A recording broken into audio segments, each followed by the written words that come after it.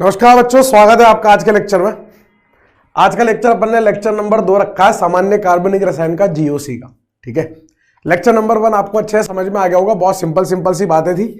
Lecture number 1 में हमने पूरी तरह से क्या देखा था, प्रेरणिक प्रभाव देखा था, यानी कि इंडक्टिव इफेक्ट देखा था, और उसके एप्लीकेशन वाला पार्ट देखा था, उसके अनुप्रयोग देखे थे। ठीक है, प्रेरणिक प्रभाव कुछ नहीं था, सिग्मा बंध के इलेक्ट्रॉनों का आंशिक विस्थापन था। बस ये चीज ध्यान रखनी है आपको, सिग्मा बंध के इलेक्ट्रॉन थे और उसका आंशिक विस्थापन था, पूर्ण विस्थापन नहीं था, इसलिए वो दुर्बल प्रभाव था। स्थायी प्रभाव क्यों था? क्योंकि मेरे आने से मेरे जाने से फर्क नहीं पड़ रहा, पहले से हो रहा था। और पहले से क्यों हो रहा था? क्योंकि विद्युत ऋणता में अंतर था। कारण क्या था प्रेरणिक प्रभाव का? विद्युत ऋणता में अंतर। अगर कहीं नहीं होगी ना विद्युत ऋणता में अंतर, प्रेरणिक प्रभाव नहीं होगा। बात समझ गए? प्रेरणिक प्रभाव में इलेक्ट्रॉन अपने कक्षक नहीं बदलते थे। प्रेरणिक प्रभाव दूरी पर आधारित होता था। जैसे जैसे दूर जाते जाओगे प्रेरणिक प्रभाव कम होता चला जाएगा। ठीक है, ये चीजें हमने लास्ट क्लास में देखी थी। उसके बाद अपन ने प्रेरणिक प्रभाव के अनुप्रयोग के अंदर मध्यवर्ती डिफाइन किए थे कि कार्बोनायन, कार्बन मुक्त मूलक। हालांकि होते बहुत सारे, कार्बिन, नाइट्रीन भी होता है, लेकिन वो बात की बात है, बाद में देख लेंगे, अभी काम की नहीं है। ठीक है ना? तो कार्बन मुक्त मूलक, कार्बोनायन और कार्बोनायन मैंने आपको बहुत अच्छे से समझा, उनकी बातें लिखाई थी, कब विषमांश विखंडन, कब समांश विखंडन, कब sp2, कब sp3, है ना? और उसमें प्रेरणिक प्रभाव का क्या रोल है। भाई कार्बोनायन और कार्बन मुक्त मूलक एक जैसे माने गए हैं, मतलब जब तक मैं ना कहूं आपको। ठीक है, उसमें आप इलेक्ट्रॉन दोगे तो वो खुश रहेगा, इलेक्ट्रॉन खींचोगे तो वो दुखी हो जाएगा। कार्बोनायन में से इलेक्ट्रॉन खींचोगे तो खुश रहेगा, इलेक्ट्रॉन दोगे तो दुखी हो जाएगा। कार्बोनायन के लिए मैंने आपको बहुत सारे सवाल करवाए थे और मैंने ये उम्मीद करी थी, मैंने ये डिमांड करी थी आपसे कि आप कार्बन मुक्त मूलक और कार्बोनायन के लिए घर से कर लेना, लेकिन मुझे पता तुमने किए नहीं होंगे, मक्कार हो तुम, है ना? आज कर लेना प्लीज यार, है ना? आज कर लेना उसको। मतलब कार्बन मुक्त मूलक के जो आंसर आएंगे वो सेम आएंगे, कार्बोनायन के आंसर उल्टे हो जाएंगे। थोड़ा दिमाग लगा के सॉल्व करना, तो वही सवाल 3 गुना हो जाएंगे आपके। ठीक है, और कॉन्सेप्ट और क्लियर हो जाएगा। बात समझ में आ गई है? आज के लेक्चर में हम लोग क्या पढ़ने वाले हैं? आज का हमारा लक्ष्य है अनुनाद। अनुनाद में रेजोनेंस बोलते हैं इसको, अनुनाद को अंग्रेजी में क्या बोलते हैं? रेजोनेंस। और आज इसका पार्ट फर्स्ट देखेंगे, क्योंकि एक लेक्चर में पूरा नहीं हो पाएगा, इसलिए पार्ट सेकंड भी बनाना पड़ेगा। बात समझ गए क्या? तो स्टार्ट करते हैं फिर अनुनाद। ठीक है, स्टार्ट करते हैं ना फिर। बढ़िया से हेडिंग लगाएंगे, रेजोनेंस। रेजोनेंस जिसको हिंदी में क्या बोलते हैं? अनुनाद बोलते हैं। क्या बोलते हैं? अनुनाद बोलते हैं। हिंदी में क्या बोलते हैं माय डियर? अनुनाद बोलते हैं ना। रेजोनेंस जिसको हिंदी में अनुनाद बोलते हैं। ठीक है, एक यौगिक ले रहा हूं जो आपका जान पहचान का ही है। ठीक है, और उससे हम लोग अनुनाद को समझने की कोशिश करते हैं। अनुनाद में जो टर्मिनोलॉजी इस्तेमाल होने वाली है ना, उसको समझने की कोशिश करते हैं। ठीक है ना? और उसके बाद बहुत सारे पॉइंट्स लिखेंगे। जैसे अपन ने कन्फर्मर पढ़ा था ना, संरूपण समानता, एक मॉडल समझा और पूरा पूरा लिखते चले गए, वैसे ही यहां पर भी है। पहले चीजों को समझेंगे, फिर लिखते चलेंगे, बहुत सारी जानकारी जुटाएंगे। भाई कोई भी टॉपिक जो होता है ना, कोई भी टॉपिक, पूरी कार्बनिक रसायन क्या, पूरी जितना तुम पढ़ रहे हो ना, जितना मतलब जितनी केमिस्ट्री फिजिक्स जो भी पढ़ रहे हो, सबके अंदर 3 प्रश्न उठते हैं कोई भी टॉपिक पढ़ने के लिए, कि ये क्या है, ये क्यों है और ये किस लिए है। ये 3 प्रश्न उठते हैं। तो वही रेजोनेंस की बात करेंगे कि रेजोनेंस क्या है, रेजोनेंस क्यों है और रेजोनेंस कैसे होगा। ठीक है ना? ये 3 प्रश्नों का जवाब मैं आपको दूंगा। पहले अपन देखेंगे रेजोनेंस क्या है, फिर अपन देखेंगे रेजोनेंस कैसे होगा, फिर अपन देखेंगे कि रेजोनेंस हम क्यों पढ़ रहे हैं। ठीक है ना? पहले रेजोनेंस क्या है का जवाब देख लेते हैं। ठीक है, आओ जरा दिखाएं तुमको, तुम्हारी प्यारी बेंजीन से वापस से मिलवा देते हैं तुमको। क्या तुम्हें बेंजीन नजर आ रही? बहुत बढ़िया से नजर आ रही है बेंजीन। अब बेंजीन में ध्यान से सुनना, अपनी नेतागिरी ना लगाना, मेरी बात सुनना बस। ये जो कार्बन और ये कार्बन के बीच में बंध आ रहा है, सिग्मा बंध है, और सिग्मा बंध की अगर मैं बंध लंबाई की बात करूं, बॉन्ड लेंथ की बात करूं, तो ये होगी 1.54 एंगस्ट्रॉम। ये कितनी होगी? 1.54 एंगस्ट्रॉम। और इस कार्बन के बीच में पाई बंध है, तो इसकी बंध लंबाई जो होगी वो होगी 1.33 एंगस्ट्रॉम। ये तो हमें पता ही है कि सिग्मा बंध लंबा होता है और पाई बंध छोटा होता है। पाई बंध की लंबाई अलग होगी, सिग्मा बंध की लंबाई अलग होगी।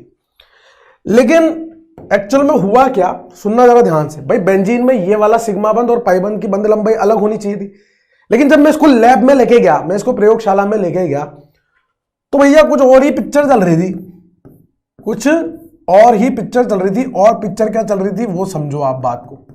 यहां पर जितनी भी बॉन्ड लेंथ थी, जितनी भी बंध लंबाई थी, चाहे इस कार्बन के बीच में, चाहे इस कार्बन के बीच में, चाहे इस कार्बन के बीच में, चाहे इस कार्बन के बीच में, चाहे इस कार्बन के बीच में, सारे के सारी जो बंध लंबाई आ रही थी वो एक जैसी आ रही थी, और वो आ रही थी 1.39 एंगस्ट्रॉम।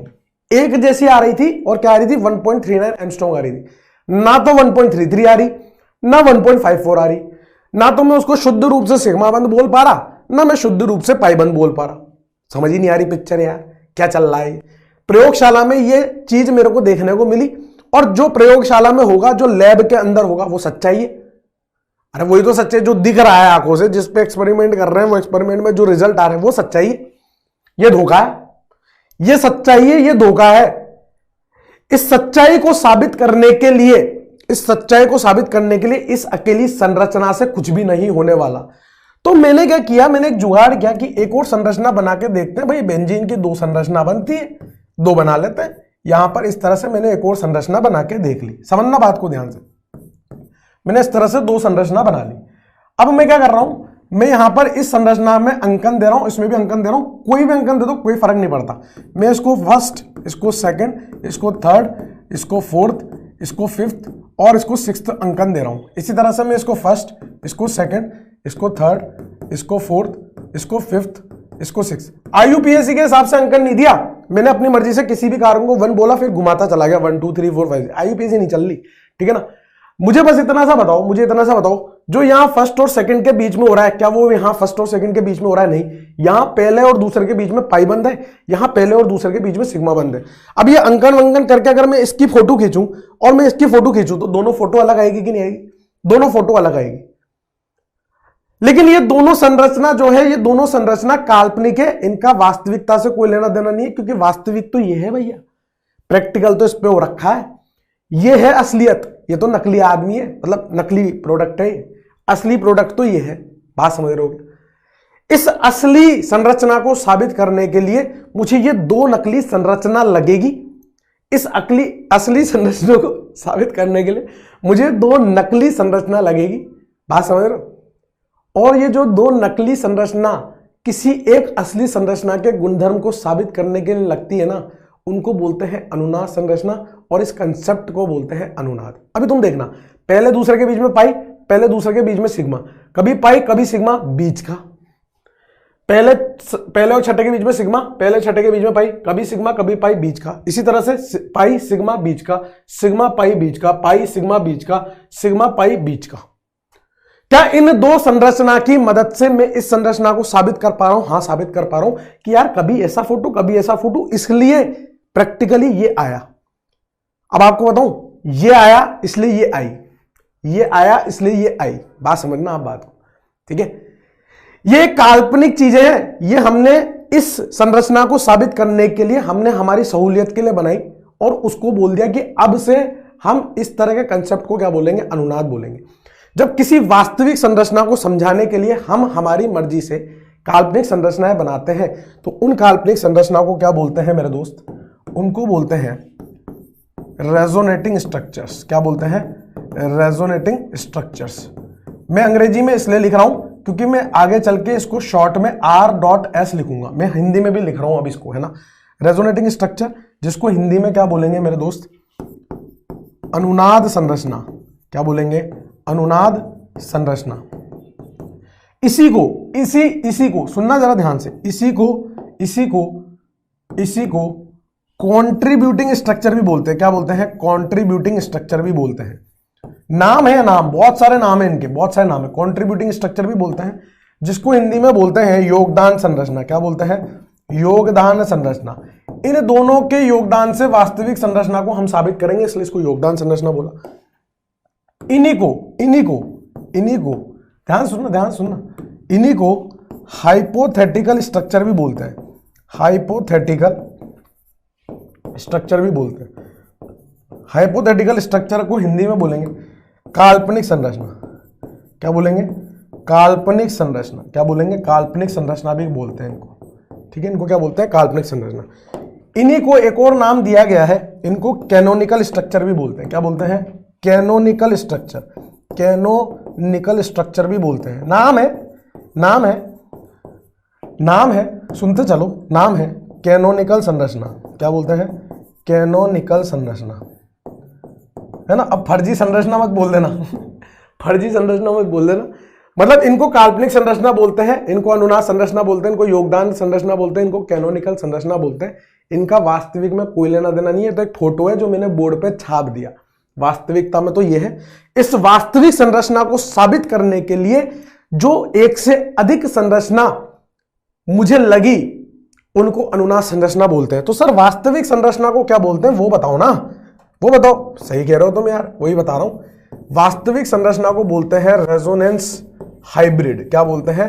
रेजोनेंस हाइब्रिड बोलते हैं, यानी कि क्या बोलते हैं हिंदी में? अनुनाद संकर। जय भोले। अनुनाद संकर कहते हैं इसको। क्या बोलते हैं? अनुनाद संकर। ये है आपका रियल स्ट्रक्चर। ये क्या है आपका? ये आपका रियल स्ट्रक्चर है। असलियत में असली संरचना ये है, रियल स्ट्रक्चर ये है जो इन दो काल्पनिक संरचना की मदद से बनी है। ये है आपका असली संरचना, रियल स्ट्रक्चर जो है रेजोनेंस हाइब्रिड। अब क्योंकि हम तो काल्पनिक चीजों में चल रहे हैं, तो रेजोनेंस अनुनाद जो है वो कैसा कंसेप्ट है? काल्पनिक कंसेप्ट है। कैसा कंसेप्ट है? काल्पनिक कंसेप्ट है।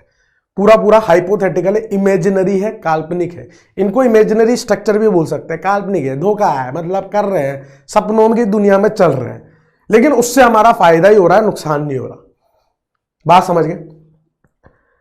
लेकिन गुरुजी आपकी बातों में दम तो है, लेकिन हो सकता है केवल इसी में हो रहा हो सकता है केवल इसी में ये चीजें चल रही हो, तो आप हमारे मजे ले रहे हो, आप रट के आए हो और आप हमें बता दे रहे हो। और किसी में भी हो सकता है क्या?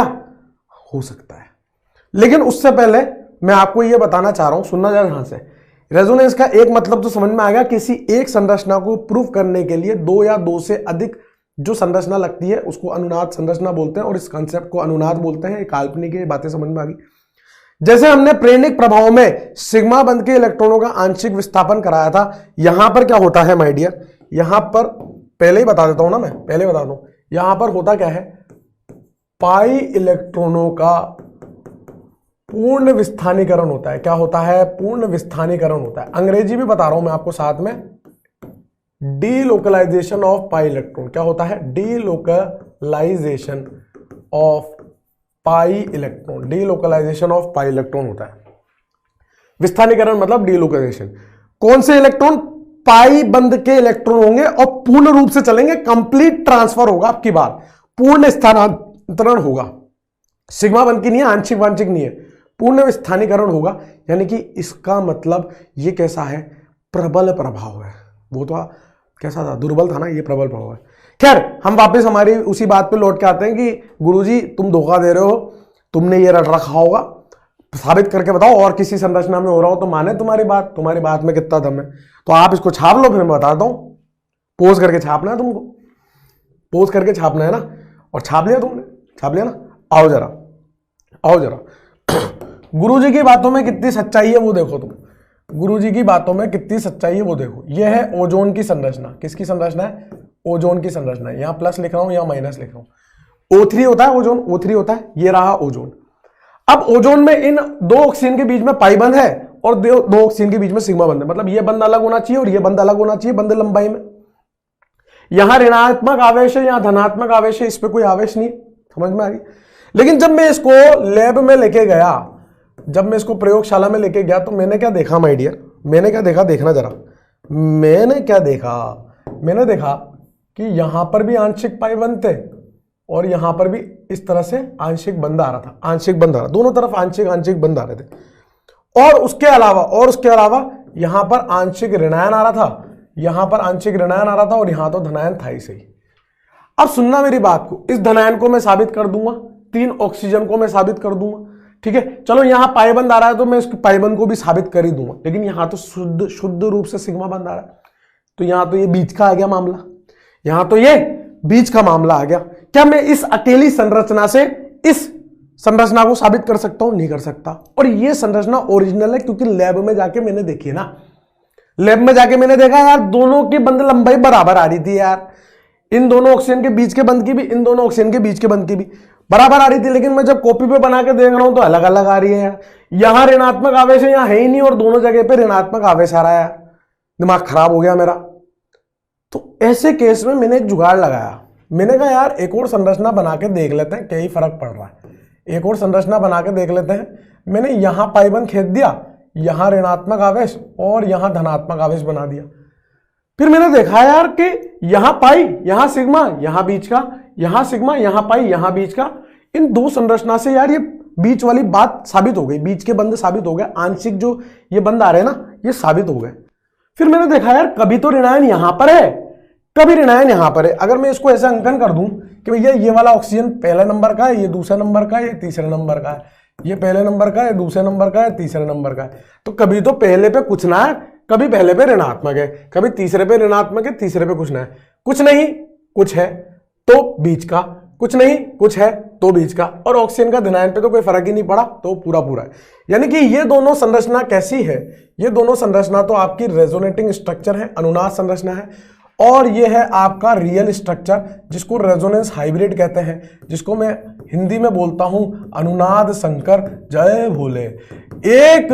एक संरचना को साबित करने के लिए मुझे दो संरचनाओं की जरूरत पड़ी, जो कि काल्पनिक संरचना है, जो मैं कॉपी पेपर पेन पेपर पे बना सकता हूं, पेन लेके पेपर पे बना सकता हूं। इन दो संरचनाओं से मैंने इसको साबित करा और साबित हो भी रहा है।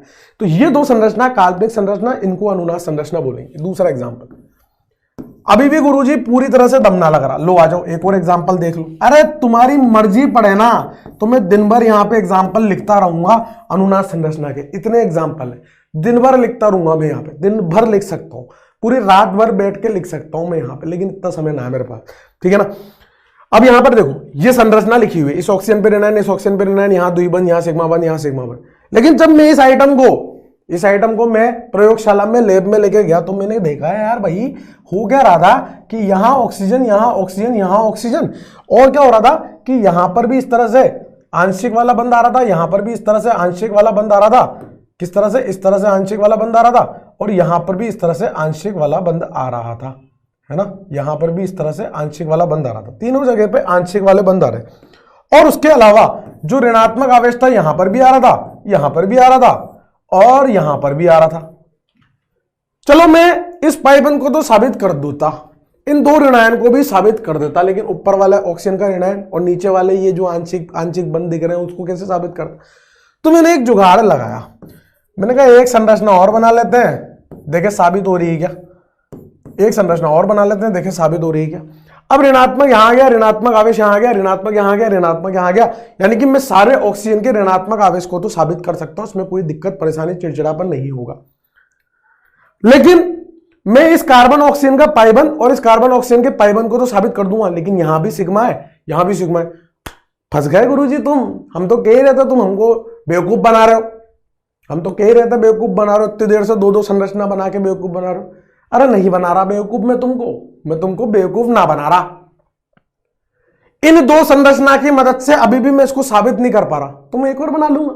मैंने क्या बोला, एक से ज्यादा संरचना जिससे मैं उस वास्तविक संरचना के गुणधर्मों को साबित कर पाऊं, वो सब अनुनाद संरचना है। और जब कोई चीज काल्पनिक है, इमेजिनरी है, मेरी मर्जी में कितनी बनाऊं, लेकिन मैं ऐसे बनाऊंगा कि मतलब कार्बन की 5 संयोजकता ना हो जाए, मतलब मेरे रूल्स खराब ना हो जाए, नियम कायदे खराब ना हो जाए मेरे केमिस्ट्री के, समझ गए।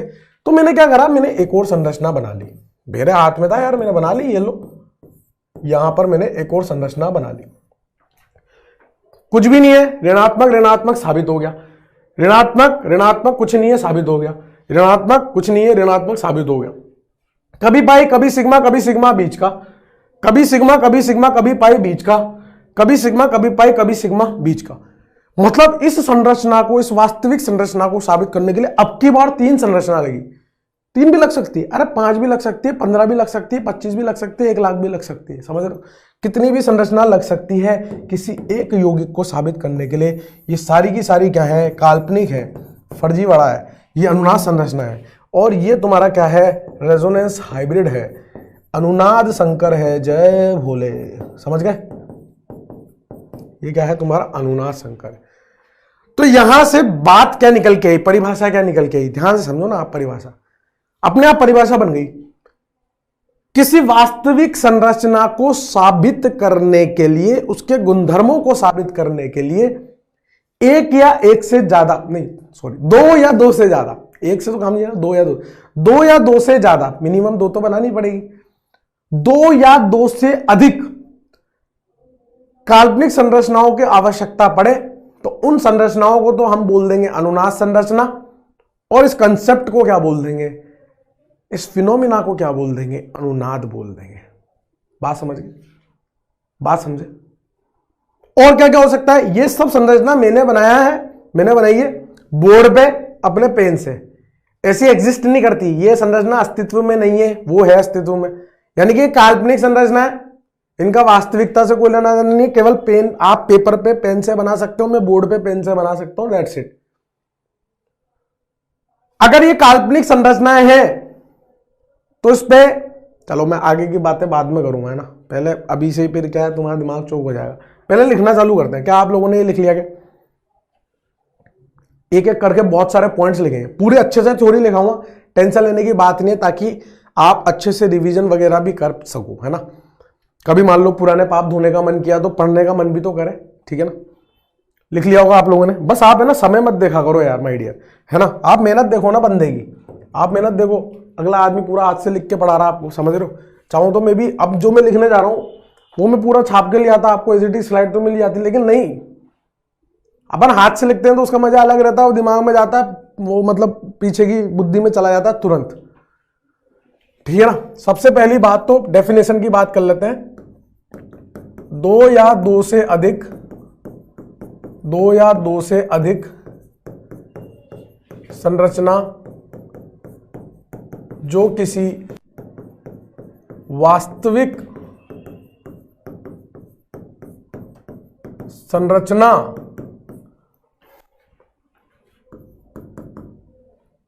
संरचना के गुणधर्मों को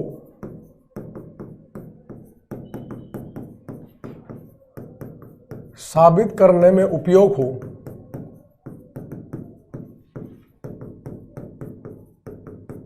तो उन्हें अनुनाद संरचना कहते हैं। उन्हें अनुनाद संरचना कहते हैं। और इस प्रक्रिया को अनुनाद कहते हैं। क्या कहते हैं? अनुनाद कहते हैं। बात समझ गया? इस प्रक्रिया को अनुनाद कहते हैं। लिखते चलो मेरे साथ साथ। पहला पॉइंट हो गया। दूसरा पॉइंट है ना, अलग अलग कलर से लिखते चलेंगे, है ना। ये जो अनुनाद संरचनाएं थी ये कैसी है? काल्पनिक है, इनका वास्तविकता से कोई लेना नहीं है। वास्तविक क्या है? अनुनाद संकर है। वास्तविक क्या है? अनुनाद संकर है। अनुनाद संरचनाएं यानी कि रेजोनेटिंग स्ट्रक्चर। अब आरएस लिखूंगा, है ना। काल्पनिक होती हैं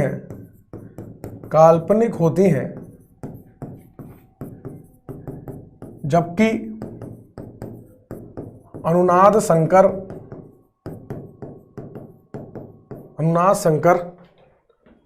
वास्तविक होता है। कैसा होता है? वास्तविक होता है।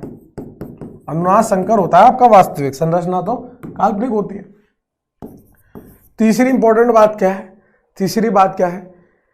ये जो अनुनाद संरचनाएं हैं और ये जो अनुनाद संकर है, अनुनाद संकर जो है इन अनुनादी संरचनाओं के योगदान से बना है।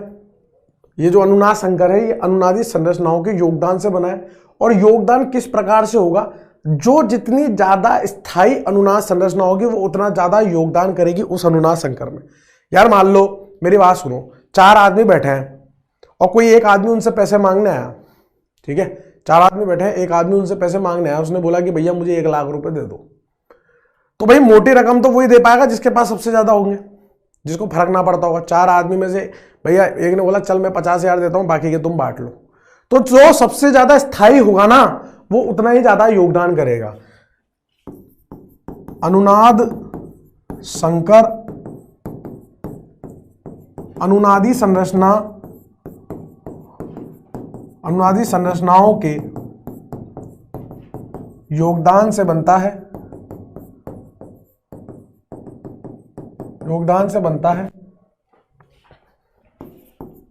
और यह अनुनाद संरचना अपने स्थायी के अनुसार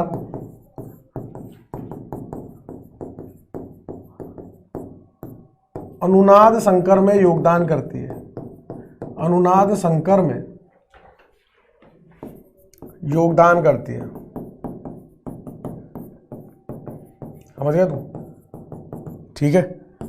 अब इतनी बातें सुन के तुम्हें ऐसा तो लग ही गया होगा कि ये जो अनुनाद है ये फर्जी कॉन्सेप्ट है। अनुनाद एक काल्पनिक कॉन्सेप्ट है ना।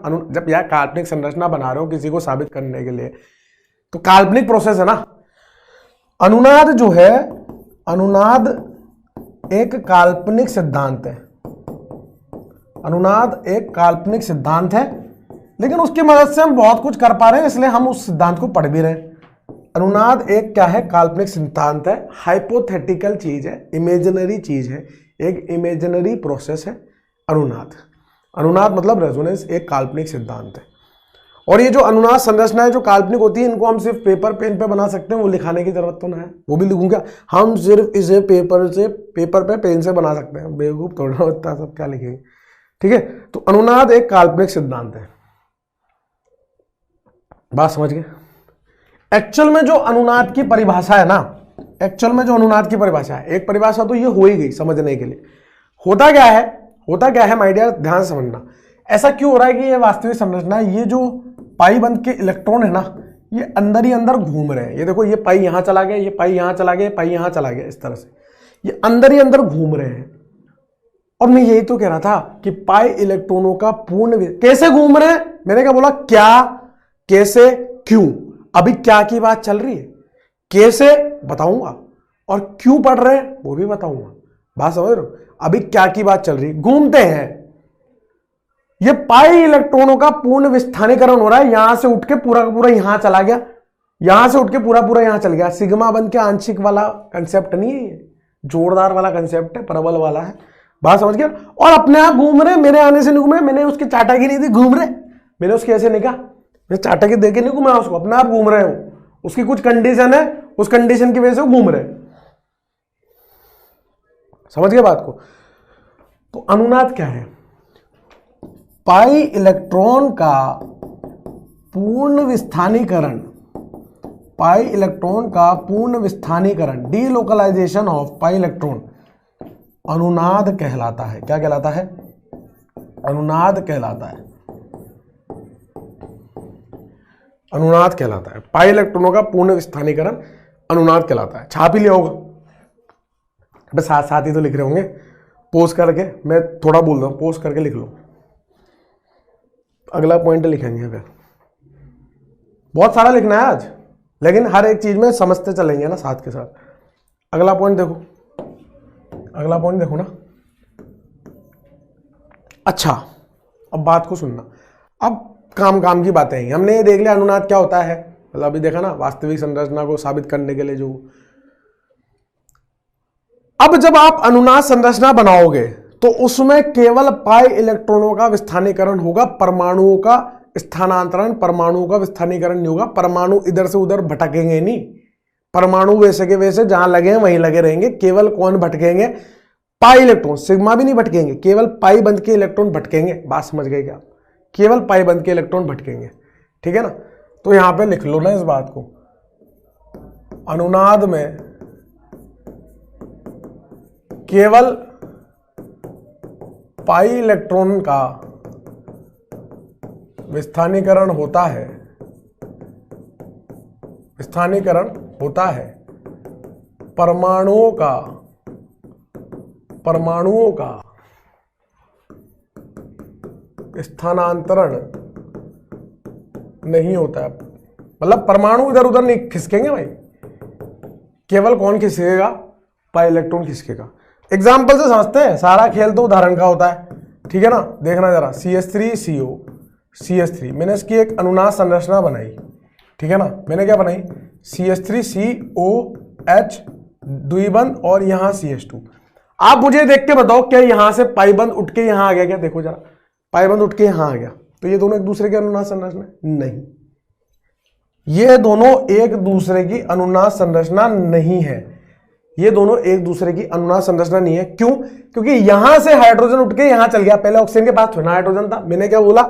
परमाणुओं का स्थानांतरण नहीं होना चाहिए, केवल और केवल पाई इलेक्ट्रॉन विस्थानीकरण करेंगे, परमाणु नहीं करेंगे। हाइड्रोजन उठ के वहां चल गया भैया, मर्जी चल रही है उसकी, ऐसे कोई पाई बंद के इलेक्ट्रॉनों का विस्थानीकरण होगा, परमाणु का नहीं होगा। तो ये दोनों एक दूसरे की अनुनाद संरचना नहीं है। क्या कंसेप्ट क्लियर है? मेरे हिसाब से तो क्लियर होना चाहिए। बाकी तो आपका हिसाब चलता ही है। ये सब कंडीशन है अनुनाद की कि अनुनाद में परमाणु नहीं चलते, केवल पाई इलेक्ट्रॉन चलते हैं। अगली कंडीशन सुनो, ये पूरे अनुनाद में नॉर्मल कंडीशन है ना, मतलब सामान्य कंडीशन। फिर एक्चुअल में जब अनुनाद को बनाएंगे, अनुनाद कैसे होता है उसके लिए कंडीशन बताऊंगा, है ना।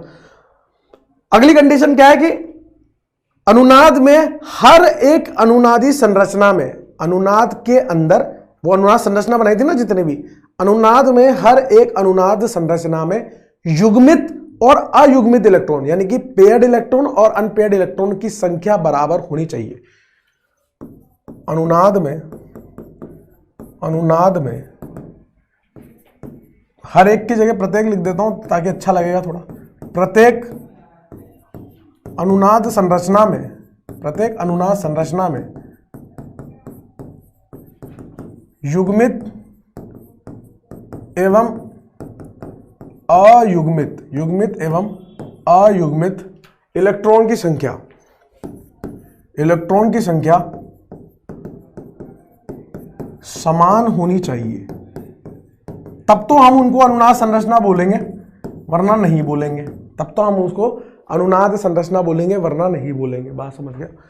कहना क्या चाह रहा हूं एक एग्जांपल से समझते हैं।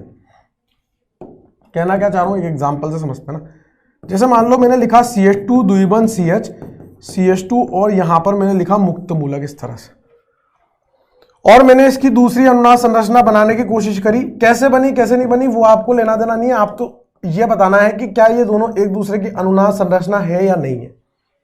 अब युग्मित इलेक्ट्रॉनों में तो टाइम लगेगा गिनने में भाई, युग्मित में तो सारे बंद के इलेक्ट्रॉन गिनने पड़ेंगे जो पेयर में आ रखे हैं, दो के। अयुग्मित इलेक्ट्रॉन कौन है? जो मुक्त मूलक के पिछली क्लास में बताया था। अगर मैं आपसे पूछूं यहां पर अयुग्मित इलेक्ट्रॉन कितने हैं, यहां पर अयुग्मित इलेक्ट्रॉन कितने हैं,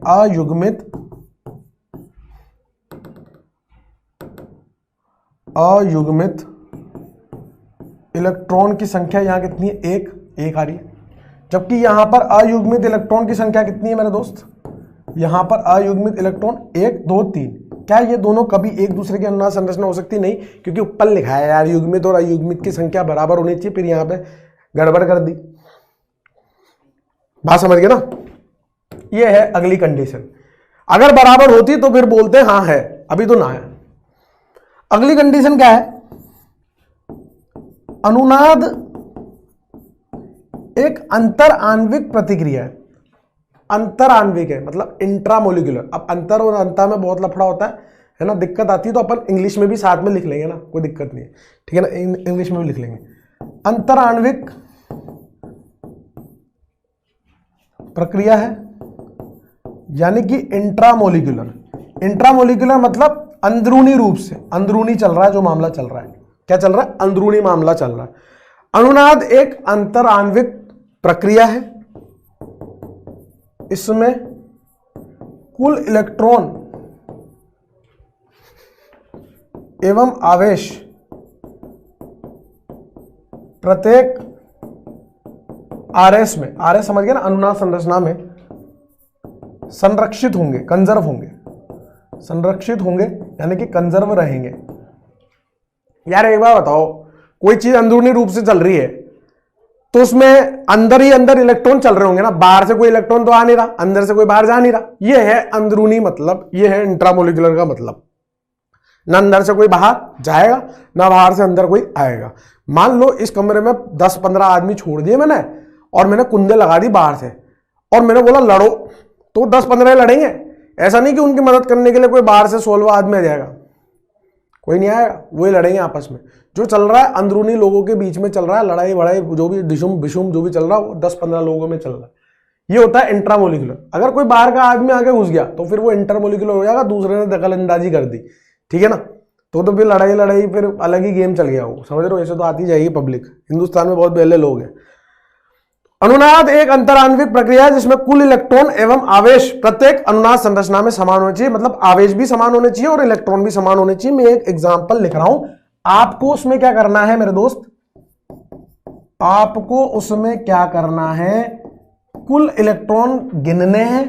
क्या बात कर रहे हो गुरुजी, और क्या, और बताना है कि क्या ये दोनों एक दूसरे की अनुनाद संरचना है।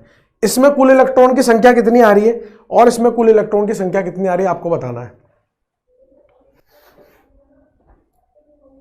इसमें कुल इलेक्ट्रॉन की संख्या कितनी आ रही है, इसमें कुल इलेक्ट्रॉन की कितनी आ रही है।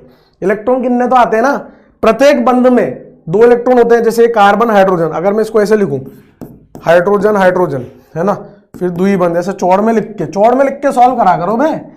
एक इलेक्ट्रॉन ये रहा, दूसरा ये रहा, तीसरा ये रहा, चौथा, पांचवा, छठा, सातवां, ऐसे गिनना है, समझ गए, ऐसे गिनना है।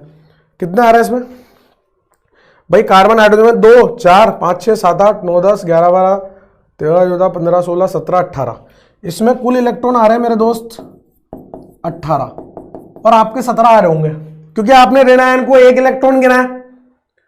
पिछले क्लास में मैंने आपको बताया था लोन पेयर और ऋणायन एक ही बात है, बस लोन पेयर जो है उसमें दोनों इलेक्ट्रॉन खुद के होते हैं, ऋणायन में एक इलेक्ट्रॉन खुद का होता है, एक किसी दूसरे का पाप होता है। भूल गए ना तुम, ऋणायन में तुम एक इलेक्ट्रॉन गिनोगे तो ऐसे होगा, 2 इलेक्ट्रॉन होते हैं यहाँ पे, एक खुद का एक किसी और का। तो कुल इलेक्ट्रॉन यहाँ पे 18 है। यहां कुल इलेक्ट्रॉन कितने आ रहे हैं बताओ जरा, अब कैलकुलेट कर लो, गिन लो। 2 2 4 5 6 7 8 9 10 11 14 15 16 17 18 19 20, यहां पर कितने आ रहे हैं, 20 इलेक्ट्रॉन आ रहे हैं। तसल्ली से गिन लेना और यूं मत बोलना ये जमीन में नहीं आया, 20 किसे है, लपड़ पड़ेगी, एक गिनने आना चाहिए। ऋणायन का मतलब 2 इलेक्ट्रॉन 2 इलेक्ट्रॉन 2 इलेक्ट्रॉन, 6 इसके, बाकी carbon hydrogen carbon carbon sigma बंध के इलेक्ट्रॉन जो होते हैं 2 2 चलते ही। वहां 20 आ रहे हैं, 18 आ रहे हैं, ये अनुनाद संरचना हो ही नहीं सकती, ऐसे ही गिन सकते थे भाई। यहां एक ऋणायन है, यहां 3 ऋणायन है, क्या आवेश संरक्षित है क्या, क्या आवेश संरक्षित है क्या, नहीं। आपने ध्यानपूर्वक अगर मेरी पहले वाली बातें देखी हो ना, यहां देखो आप, इसमें कुल आवेश कितना आ रहा है 0, इसमें भी 0 और उसमें भी 0। यहां पर देखोगे तो उसमें कुल आवेश प्लस माइनस मिला के 0, प्लस माइनस मिला के 0, तो इसमें भी प्लस और माइनस मिला के 0 आएगा। प्रत्येक अनुनाद संरचना में आवेश संरक्षित होता है। इसमें देखो 2 माइनस आ रहे थे, तो इसमें भी 2 माइनस, इसमें भी 2 माइनस और इसमें भी, मतलब इसमें कुल ऋणात्मक आवेश, कुल ऋणात्मक, कुल ऋणात्मक, तो उसमें भी कुल ऋणात्मक आवेश, वो तीनों डेल्टा माइनस मिलके ये 2 ऋणायन के बराबर ही है। बात समझ गए, ये 8वां पॉइंट था। अभी और भी हैं पॉइंट, बहुत सारे हैं, समझते चलो आप। तो बस हमें यह समझ में आ गया, अनुनाद पाई इलेक्ट्रॉनों के विस्थानीकरण से होता है, 2 या 2 से अधिक संरचना जो वास्तविक संरचना को साबित करने में काम आए, और ये काल्पनिक सिद्धांत है ना, और इसमें परमाणु नहीं चल सकता, युग्मित इलेक्ट्रॉन बराबर होने चाहिए और कुल इलेक्ट्रॉन और आवेश संरक्षित होने चाहिए। अगला पॉइंट, अब ये काल्पनिक सिद्धांत है साहब, कैसा सिद्धांत है, काल्पनिक सिद्धांत है। अब एक चीज बताओ, मैं कोई सपना देख रहा हूं और मैं ऐसा सपना देख रहा हूं कि जहां पे है ना बारिश वारिश हो रही है, तो क्या मैं भीग जाऊंगा क्या यार, मतलब मैं उसमें सपने में भीग जाऊंगा, लेकिन रियलिटी में थोड़ी ना भीगूंगा यार, समझ रहे हो, सपने में थोड़ी ना भीगते, मतलब कोई काल्पनिक चीज में रियलिटी वाली चीज का कोई फर्क पड़ता है क्या, नहीं। तो अगर मैं आपसे पूछूं कि अनुनाद संरचना क्या काल्पनिक है, हाँ, तो क्या उस पर कोई प्रेशर, कोई टेम्परेचर, मतलब कोई दाब, कोई ताप, वॉल्यूम, फलाना ढीगना, जितनी भी टर्मिनोलॉजी तुम केमिस्ट्री में पढ़ते हो, उसका कोई फर्क पड़ने वाला है क्या। काल्पनिक चीज में काय का फर्क रहे, कोई फर्क नहीं पड़ने वाला। समझ गया भाई, कितने पॉइंट हो गए थे भैया भैया भैया, 9 पॉइंट। अनुनाद एक काल्पनिक सिद्धांत है,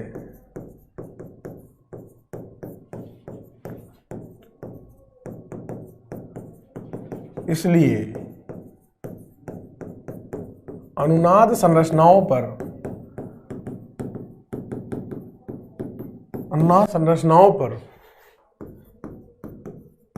दाब, ताप इत्यादि का कोई प्रभाव नहीं पड़ता, कोई प्रभाव नहीं पड़ता।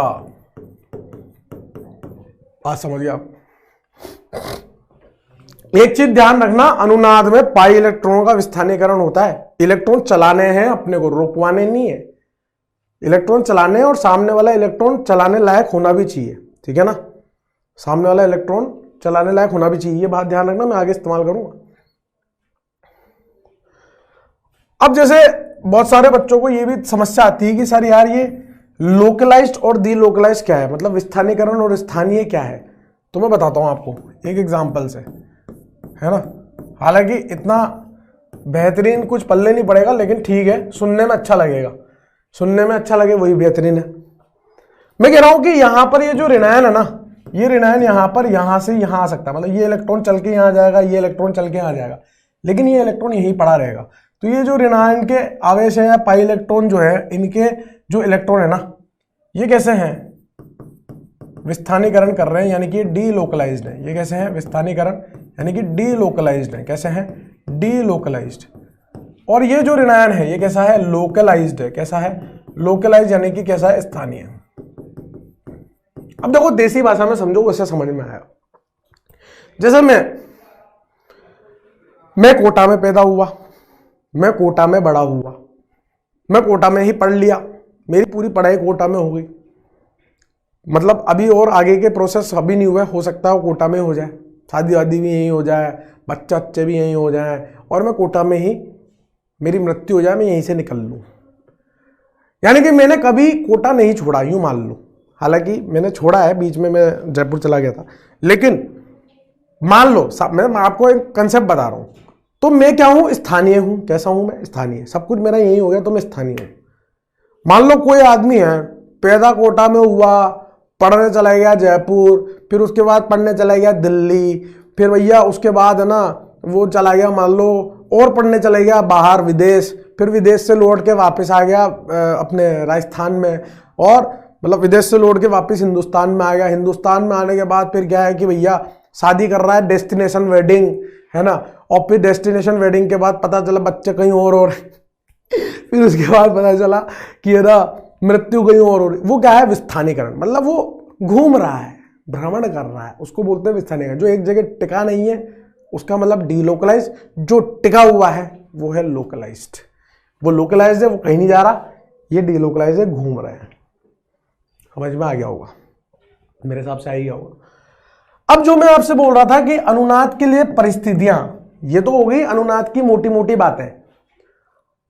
अनुनाद क्या है वो मैंने आपको बताया कि अनुनाद क्या है। ये है अनुनाद, कि उसमें ये चीजें होनी चाहिए, ये है अनुनाद। बात समझ गए। अब बात करेंगे अनुनाद कैसे होगा, अनुनाद में इलेक्ट्रॉन कैसे चलेंगे। तो उसके लिए परिस्थितियां देखेंगे अपन कि अनुनाद में इलेक्ट्रॉन चलाने के लिए क्या क्या परिस्थितियां हो सकती है। तो यहां लिख रहा हूं अनुनाद के लिए परिस्थितियां। क्या लिख रहा हूं, अनुनाद के लिए परिस्थितियां। ठीक है, यानी कि अंग्रेजी में बोलूं तो condition for resonance, condition for resonance है ना, नेंस।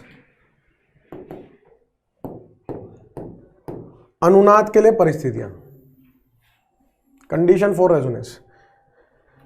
3 कंडीशन हम लोग पढ़ेंगे, मात्र 3 कंडीशन हम लोग पढ़ेंगे, और हमें पता चल जाएगा कि कहां पे अनुनाद होगा, कहां नहीं होगा, है ना। कहां अनुनाद चला सकते हैं हम, कहां पे इलेक्ट्रॉन को चला सकते हैं, कहां नहीं चला सकते। सबसे पहली कंडीशन, सबसे पहली परिस्थिति क्या है, यौगिक या अणु भी लिख सकते हो, अणु या अणु लिख लो, अणु ज्यादा बेटर रहेगा, है ना। अणु यानी कि मॉलिक्यूल, अणु या अणु का भाग, हिस्सा।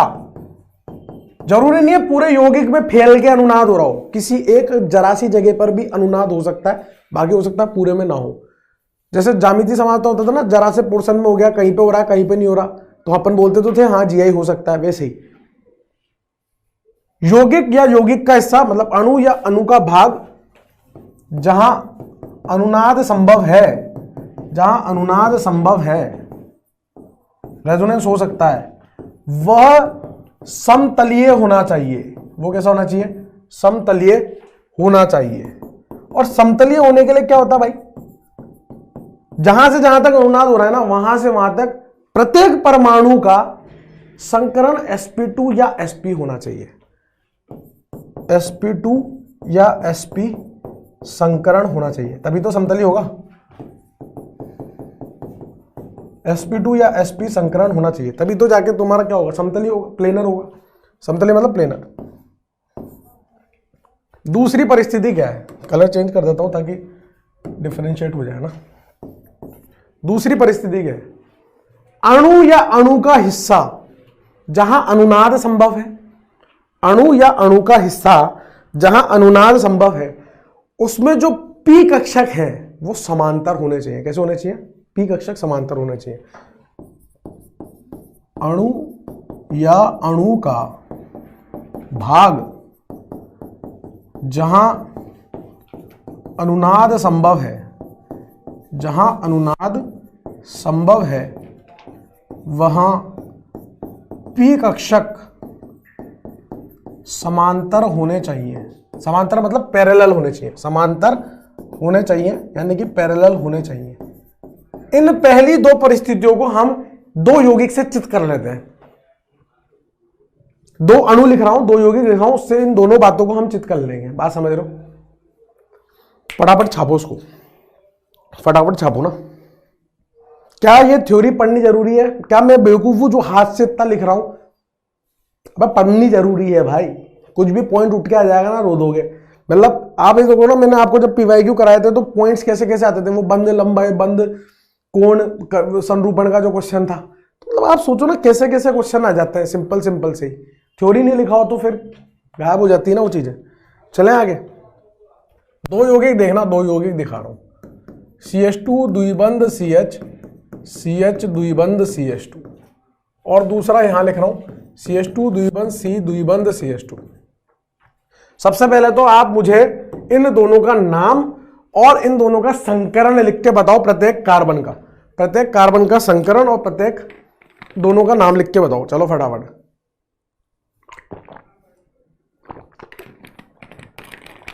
IUPAC नाम और वो कार्बन का संकरण। अरे अंकल 1 2 3 4 याद है? ब्यूट नहीं होगा, ब्यूटा होगा। क्या होगा? ब्यूटा 1 पर और 3 पर डाइईन, ब्यूटा 1,3 डाइईन इसका नाम हुआ। 1 2 3 तीन कार्बन है, तीन कार्बन के लिए प्रोप, लेकिन प्रोपा होगा क्योंकि समान तरह के बहुबंध है। प्रोपा 1,2 डाइईन इसका नाम होगा। इसका नाम ब्यूटा 1,3 डाइईन, इसका नाम प्रोपा 1,2 डाइईन होगा। बात समझ गए? खैर उससे हमें कोई लेना देना नहीं था, और पुराने पाप कितने तुम्हारे क्लियर है उसके लिए मैंने लिखा दिया। इस कार्बन के साथ एक पाइबंद आ रहा है, यानी कि इसका संकरण sp2 होगा, इसका भी sp2 होगा, इसका भी sp2 होगा और इसका भी sp2 होगा। इसमें कोई दिक्कत परेशानी चिड़चिड़ापन तो नहीं होगा क्योंकि एक p तो पाइबंद बनाने में चल गया। इसका संकरण होगा sp2, इसका संकरण होगा sp2, लेकिन इस कार्बन के इर्द गिर्द दो पाइबंद है तो दो p कक्षक इसके गायब हो गए, तो बचे एक s और एक p, sp संकरण होगा। और sp2 और sp आ रहे हैं, इसका मतलब समतलीय है। एक कंडीशन तो फुलफिल हो रही है पहली वाली कि अणु या अणु का हिस्सा जहां पर भी अनुनाद संभव है वो समतलीय होना चाहिए। sp2 sp हो रहा है। अब क्या चेक करना है? क्या p कक्षक समांतर है? अब क्या चेक करना है? क्या p कक्षक समांतर है? संचयित एल्किन लिखिए। दोनों पाइबंद कैसे होंगे? एक दूसरे के लंबवत होंगे, लेकिन फिर भी मैं बना के दिखा दूंगा। मुझे पता है कि पुराने पाप, मतलब ये देख के भी तुम्हें ना वो क्लिक नहीं कर रहा होगा कि यार ये अपन लोग पढ़ चुके हैं पहले से ही। अरे horizontal vertical, horizontal vertical, uncle aunty याद आ रहा है क्या? अंकल आंटी याद आ रहा है? पहले तो इसकी बात कर लेते हैं। यहां पाइबंद बन रहा है, तो मैं यार पाइबंद ऐसे बना सकता हूं ना, दोनों का पी वाई, इसका पी वाई इस्तेमाल कर लूं, ये बन गया। क्या मैंने इसका पी वाई इस्तेमाल किया? नहीं, मैंने तो इन दोनों के पी वाई इस्तेमाल किए, तो इनके भी मैं पी वाई इस्तेमाल कर सकता हूं। कर सकता हूं नहीं कर सकता? भाई इन दोनों कार्बन को तो मैंने छेड़ा ही नहीं था, मैं तो इनको छेड़ा था, इनका पाइबंद बना लिया। ये भी कर सकते हैं वैसा का वैसा, यानी कि ये भी पी वाई है, ये भी पी वाई है, ये भी पी वाई है, ये भी पी वाई है, यानी कि सारे पी कक्षक समांतर आ रहे हैं। और यहां पर जो हाइड्रोजन लगे होंगे वो इस तरह से लगे होंगे लंबवत। उससे हमें कोई लेना देना नहीं है क्योंकि हम ज्यामिति से मात्रा तो पढ़ नहीं रहे आप।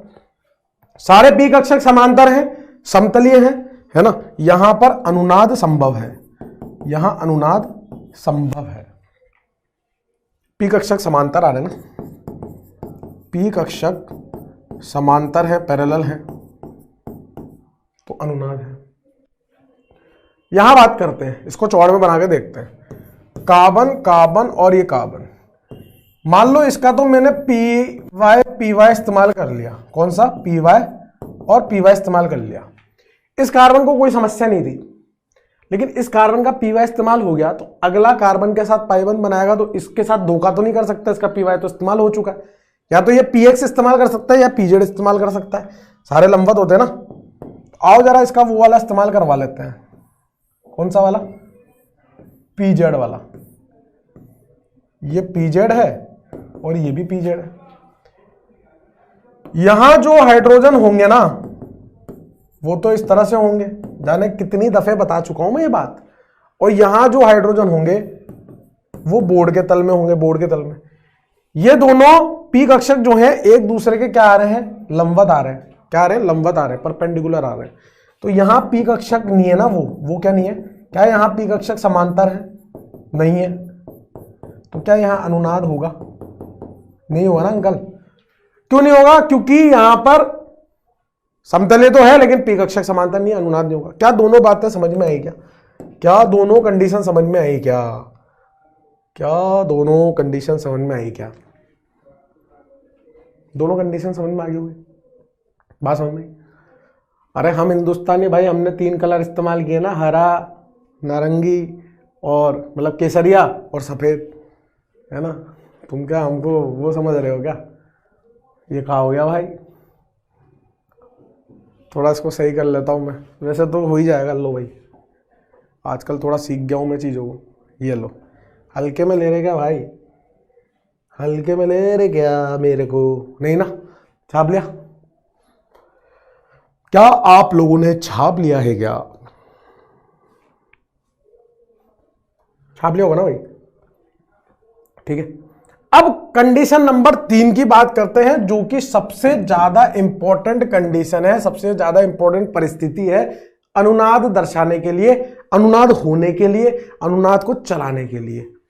वो है कॉन्जुगेशन। अंग्रेजी भी लिख रहा हूं, हिंदी भी लिख रहा हूं, दोनों हमें पता होनी चाहिए ताकि हमारी तकलीफें ना बढ़े एग्जाम के अंदर। संयुग्मन बोलते हैं।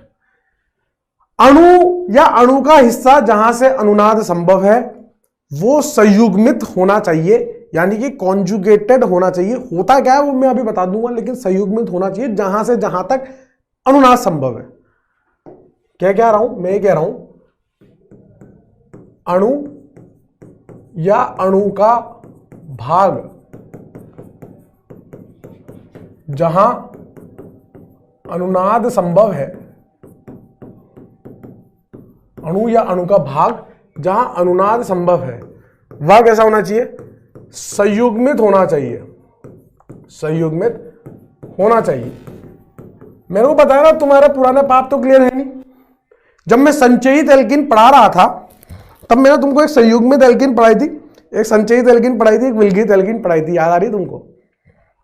3 तरह की। संयुग्मित में बोला था एकांतरिक रूप से पाइबंद आते हो, एक छोड़कर एक छोड़कर एक छोड़कर एक पाइबंद आते हो, तो संयुग्मन का मतलब वही है। लेकिन केवल वही है ये नहीं है, बहुत तरह के संयुग्मन हो सकते हैं यौगिक के अंदर। वो सारे संयुग्मन मैं यहां पे लिखने जा रहा हूं, ध्यान से देखना। यौगिक के अंदर किस किस तरह के संयुग्मन हो सकते हैं वो देखना आप। लिख दूं क्या? हाँ। यौगिक के अंदर पाई बंद का संयुग्मन पाई बंद के साथ हो सकता है एकांतरिक रूप से, पाई सिग्मा ऐसे आ सकते हैं। पाई बंद का संयुग्मन धनायन के साथ हो सकता है, पाई सिग्मा धनायन आ सकता है। पाई का संयुग्मन ऋणायन के साथ हो सकता है, पाई सिग्मा ऋणायन आ सकता है एकांतरिक रूप से। पाई का संयुग्मन मुक्त मूलक के साथ हो सकता है, पाई सिग्मा मुक्त मूलक आ सकता है इस तरह से। पाई सिग्मा रिक्त कक्षक हो सकता है, वो रिक्त कक्षक आपका कौन कौन सा हो सकता है? वो पी हो सकता है, वो डी हो सकता है। ये तो पाई के साथ संयुग्मन हो गए। Pi sigma pi, pi sigma धनायन, पाई सिग्मा ऋणायन, पाई सिग्मा मुक्त मूलक, पाई सिग्मा रिक्त कक्षक पी या डी वाला। इसी तरह से ऋणायन का भी संयुग्मन हो सकता है धनायन के साथ, ऋणायन का भी संयुग्मन हो सकता है रिक्त पी या डी कक्षक के साथ। इसी तरह से लोन पेयर जो होता है ना, लोन पेयर एकाकी, लोन पेयर का भी धनायन के साथ संयुग्मन हो सकता है, लोन पेयर का भी रिक्त पी या डी कक्षक के साथ संयुग्मन हो सकता है। इतने तरह से संयुग्मन आपको देखने को मिल सकते हैं। एक संयुग्मन और मैं लिख रहा हूं पाई का, यहां लिख दे रहा हूं पाई पाई पाई। आप नीचे लिख लेना, है ना, वहां जगह ना है इसलिए मैंने इधर लिख दिया। क्या ये संयुग्मन में है क्या? अरे ये वाला पाई और ये वाला पाई संयुग्मन में था ना, तो यार ये वाला पाई और ये वाला पाई संयुग्मन में, हॉरिजॉन्टल वर्टिकल हॉरिजॉन्टल, ये दोनों तो हॉरिजॉन्टल आ गए ना, ये दोनों पी कक्षक तो समांतर आ जाएंगे ना, समझ गए आप बात को।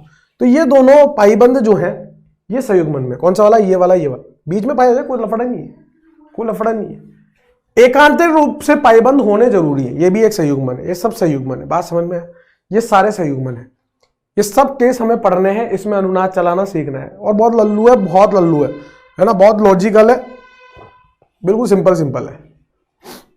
क्या आपने छाप लिया? ये 3 कंडीशन है तो अनुनाद संभव है, वरना नहीं है। तब हम अनुनादी संरचनाएं बना सकते हैं, वरना नहीं बना सकते। पहली क्या है, समतली होना चाहिए, दूसरी क्या है, वो होना चाहिए मतलब पी कक्षक समांतर होने चाहिए, तीसरी क्या है, संयुग्मन होना चाहिए, तो अनुनाद संरचना बना सकते हो, वरना नहीं बना सकते। मैंने क्या बता चुका हूं, मैं अब कैसे बता रहा हूं, कैसे क्या होता है वो तो मैं बता चुका हूं, कैसे होगा वो बताने की तैयारी में लगा हुआ हूं कि अनुनाद कैसे होगा उसकी तैयारी चल रही है ना, उसकी रूपरेखा चल रही है। फिर अनुनाद क्यों पढ़ रहे हैं, वो अनुनाद के अनुप्रयोग होंगे ना, बात समझिए। चलें आगे। अब अनुनाद के अंदर है ना, जब आप अनुनाद संरचना बनाओगे, लेकिन इसके क्वेश्चन तो करेंगे, इसके क्वेश्चन कर लेते हैं। एक क्वेश्चन करो जिसमें आपको संयुग्मित निकाय बतानी है कि कौन कौन सी निकाय संयुग्मित होगी। जैसे अभी ये संयुग्मन बताया, कितना आपके दिमाग में बैठी चीजें वो देखते हैं ना। निम्न दिए गए यौगिकों में कौन से यौगिकों में कौन से यौगिक संयुग्मित है, कौन से यौगिक संयुग्मित है वो आपको बताना है। काफी सारे मैं एग्जांपल आपको दे रहा हूं, आपको बताना है ये राइट है या रॉन्ग है, होगी संयुग्मन है या नहीं है, बस इतना सा बात है। मैंने आपको बोला यौगिक या यौगिक का हिस्सा, जरूरी नहीं है पूरा हिस्सा देखो, जरा सी जगह पर भी अगर आपको संयुग्मन देख रहा है वो हो जाएगा अनुनाद वहां पे, ठीक है ना। लेकिन संयुग्मन होना चाहिए मेरे दोस्त, संयुग्मन होना चाहिए ना।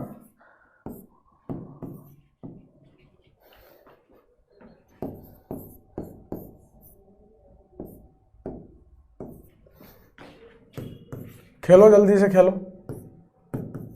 खेलो खेलो ना बेटा, खेलो, अले खेलो जी खेलो, खेलो जी खेलो, खेलो जी खेलो, हाँ खेलो जी खेलो।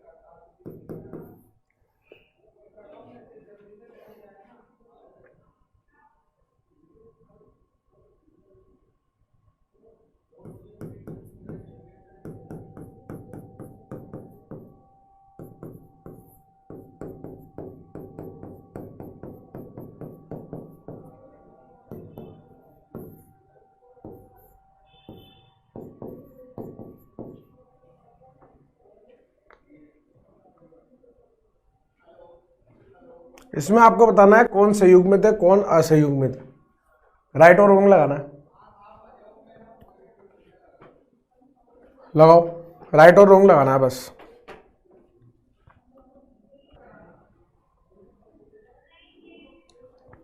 ले गया भाई, कर लो फटाफट, पोज करके करना है ना, पोज करके करना है सारा, पोज करके करना है ना। हाँ भाई देखो जरा, यहां देखो पाई सिग्मा धनायन, इसमें संयुग्मन है, हाँ है, पाई सिग्मा धनायन। लेकिन सर यहां तो sp3 यहां तो sp3 आ रहा है। मैंने क्या बोला, यौगिक या यौगिक का भाग, जरा सी जगह में भी संयुग्मन मिल रहा है, अनुनाद हो जाएगा, ठीक है ना। संयुग्मन है, पाई सिग्मा सिग्मा धनायन, ऐसा कोई केस लिखा गया यहाँ पे नहीं, एकांतरिक रूप से आना चाहिए था। पाई सिग्मा धनायन चलता था, लेकिन पाई सिग्मा सिग्मा धनायन नहीं चलेगा, यहां पर संयुग्मन नहीं है। पाई सिग्मा मुक्त मूलक चलेगा, पाई सिग्मा सिग्मा मुक्त मूलक नहीं चलेगा, ठीक है। फिर पाई सिग्मा सिग्मा ऋणायन नहीं चलेगा, पाई सिग्मा ऋणायन चलेगा, समझ गए ना आप। तो पाई सिग्मा लोन पेयर, क्या पाई सिग्मा लोन पेयर लिखा है क्या, नहीं लिखा, कोई बात नहीं, ऋणायन लिख लो चाहे लोन पे लिख लो, एक ही बात है ना, ऋणायन लिख लो चाहे लोन पे लिख लो, एक ही बात है। पाई सिग्मा लोन पेयर चलेगा, पाई सिग्मा लोन पेयर चलेगा, पाई सिग्मा धनायन चलेगा नहीं, नहीं नहीं। सुनो जरा क्यों सर, अभी तो बोल रहे थे चलेगा, अभी बोल लो नहीं चलेगा। यार तुम बेवकूफ बनाते हो यार गुरुजी, ये तो समझ में आ गया हमको बात यार, तुम लेते हो हमारे मजे, है ना, खेल जाते हो तुम हमारे साथ। अरे कोई मजे ना ले रहा, सुनो जरा ध्यान से मेरी बात। यहां पर पाई सिग्मा धनायन दिख रहा है, मुझे भी पता है, लेकिन ध्यान से सुनना, इस नाइट्रोजन के कितने इलेक्ट्रॉन है, मतलब इसके बाहरी कक्षक में कितने इलेक्ट्रॉन, 3 तो हाइड्रोजन लगे, 6 तो वहां, और 7 और 8, क्या इस नाइट्रोजन का अष्टक पूर्ण है? पूर्ण है। नाइट्रोजन एस होगा, पी होगा, डी उसमें होगा नहीं, डी कक्षक एफ कक्षक ऐसा कुछ होता नहीं उसमें, द्वितीय अवध का है, द्वितीय अवध का है, तो सेकंड पीरियड का है, तो मतलब उसमें केवल पी कक्षक होता है। क्या ये अष्टक से ज्यादा अपना इलेक्ट्रॉन ले सकता है? नहीं ले सकता। मुझे तो इलेक्ट्रॉनों को चलाना है, अनुनाद में तो इलेक्ट्रॉन चलते हैं, मैं इस इलेक्ट्रॉन को चलाना चाहता हूं, लेकिन ये चल ही नहीं पा रहा बेचारा, क्योंकि वो तो ले ही नहीं पा रहा ना, उसका तो पेट भरा हुआ, लबालब जगह ही नहीं है, पूरा मुंह के बाहर पनीर गिर रहे हैं, है ना, समझ रहे हो? तो इसका मतलब क्या है, यहां अष्टक पूर्ण है और ये अपने अष्टक पूर्ण है और ये अपने अष्टक को एक्सपेंड भी नहीं कर सकता है, इसलिए यहां संयुग्मन नहीं हुआ। अगर यहां फास्फोरस होता ना तो अपन फिर भी एक बार सोच सकते थे, लेकिन नाइट्रोजन में तो कतई नहीं सोच सकते। बात समझ गए कि? यहां बताओ, यहां, हाँ सर यहां पर भी नहीं होगा अब तो, क्योंकि सर यहां नाइट्रोजन पे धनायन है। अरे अंकल लेकिन पाई सिग्मा पाई, पाई सिग्मा पाई, इसके अंदर तो संयुग्मन है ना, बाहर के साथ नहीं है, तो क्या हुआ? चौड़ में आंखें ऐसे ऐसे चौड़ी करके देखना है अपने को, ठीक है ना। फिर ये तो अभी बताया था इसमें तो नहीं होगा ना, पाई पाई तो होता नहीं है, लेकिन ये वाला पाई और ये वाला पाई तो संयुग्मन में है ना। और ये पाई सिग्मा बोरोन लिखा है, मैंने बोला था आपको रिक्त कक्षक के साथ भी पाई बंद संयुग्मन दिखा सकता है। अब मुझे ये साबित करना है कि बोरोन के पास रिक्त कक्षक है, जो पता नहीं 8500 बार तो मैं कर चुका हूं, फिर भी दोबारा कर देता हूं। बोरोन का परमाणु क्रमांक 5 होता है, इसके लिए हम 1s2 2s2 2p1 लिखते हैं ग्राउंड स्टेट में, और जब हम इसको एक्साइट करते हैं तो 2s1 2p2 हो जाता है, और 2s1 को हम ऐसे लिख सकते हैं और p के इलेक्ट्रॉनों को हम 2p2 को ऐसे लिख सकते हैं। एक कक्षक खाली बच गया है, इसलिए p कक्षक जो है यहां पर रिक्त है, और पी कक्षक अगर रिक्त है तो बोरोन के पास पी कक्षक होगा जिसमें पाई इलेक्ट्रॉन संयुग्मन में आ जाएगा, इसलिए 13 नंबर में संयुग्मन है। कितनी बार बता दिया ये मैंने, अनगिनत बार। अब आगे बढ़ते हैं, अनुनाद कैसे चलाएंगे, उसमें बहुत सारे तीर वगैरह इस्तेमाल होंगे, बहुत सारे चिन्ह इस्तेमाल होंगे, बहुत सारे सिंबल इस्तेमाल होंगे। हम उनका जुगाड़ पहले ही सीख लेते हैं कि कौन से सिंबल का काम क्या है। मैं आपको जो अब सिखाने जा रहा हूं ना, वो एक ऐसी चीज है जिससे आपके अनुनाद संरचना बनाने के लिए बहुत ज्यादा हेल्प होगी, और मतलब हिंदुस्तान में बहुत कम मास्टर वो बताते हैं, बहुत कम क्या बताते ही नहीं होंगे, एक आध दो चार बताते होंगे, और वो बहुत ज्यादा हेल्प करता है आपको, चीजें कंसेप्ट बहुत क्लियरिटी से पता चलते हैं कि किसका काम क्या होता है। हाँ ठीक है गुरुजी, चलो आगे बढ़ो, बताओ ज्यादा जल्दी से बताओ। अनुनाद में उपयोग होने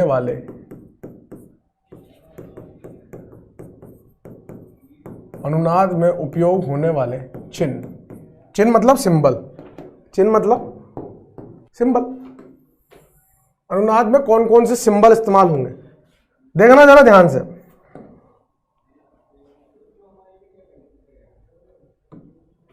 मैं एक टेबल बना लेता हूं पहले तो,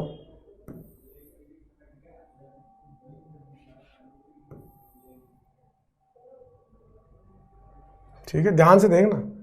नहीं सर हम तो नहीं देखें ध्यान से, कैसी बातें करते हो गुरुजी यार, हम ध्यान से देखते हैं आपके लेक्चर को, टेंशन मत लो आप। वेरी गुड, नाइस, ध्यान से देखते हो तो अच्छी बात है ना, मैं भी तो बहुत ध्यान से ही पढ़ाता हूँ।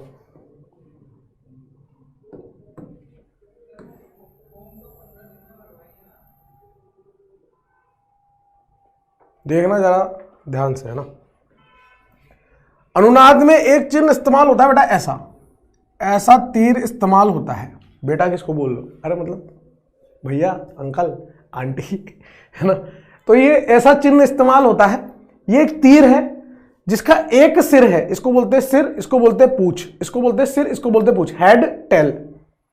तो ये कैसा तीर है, मुड़ा हुआ तीर है, एक सिर वाला मुड़ा हुआ तीरक। इसका नाम क्या होता है, इसका नाम क्या होता है,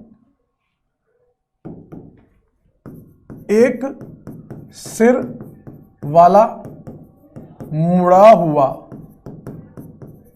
तीरक।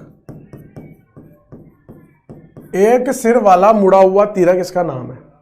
अब इसका अपना एक यूज है, अपना एक उपयोग है।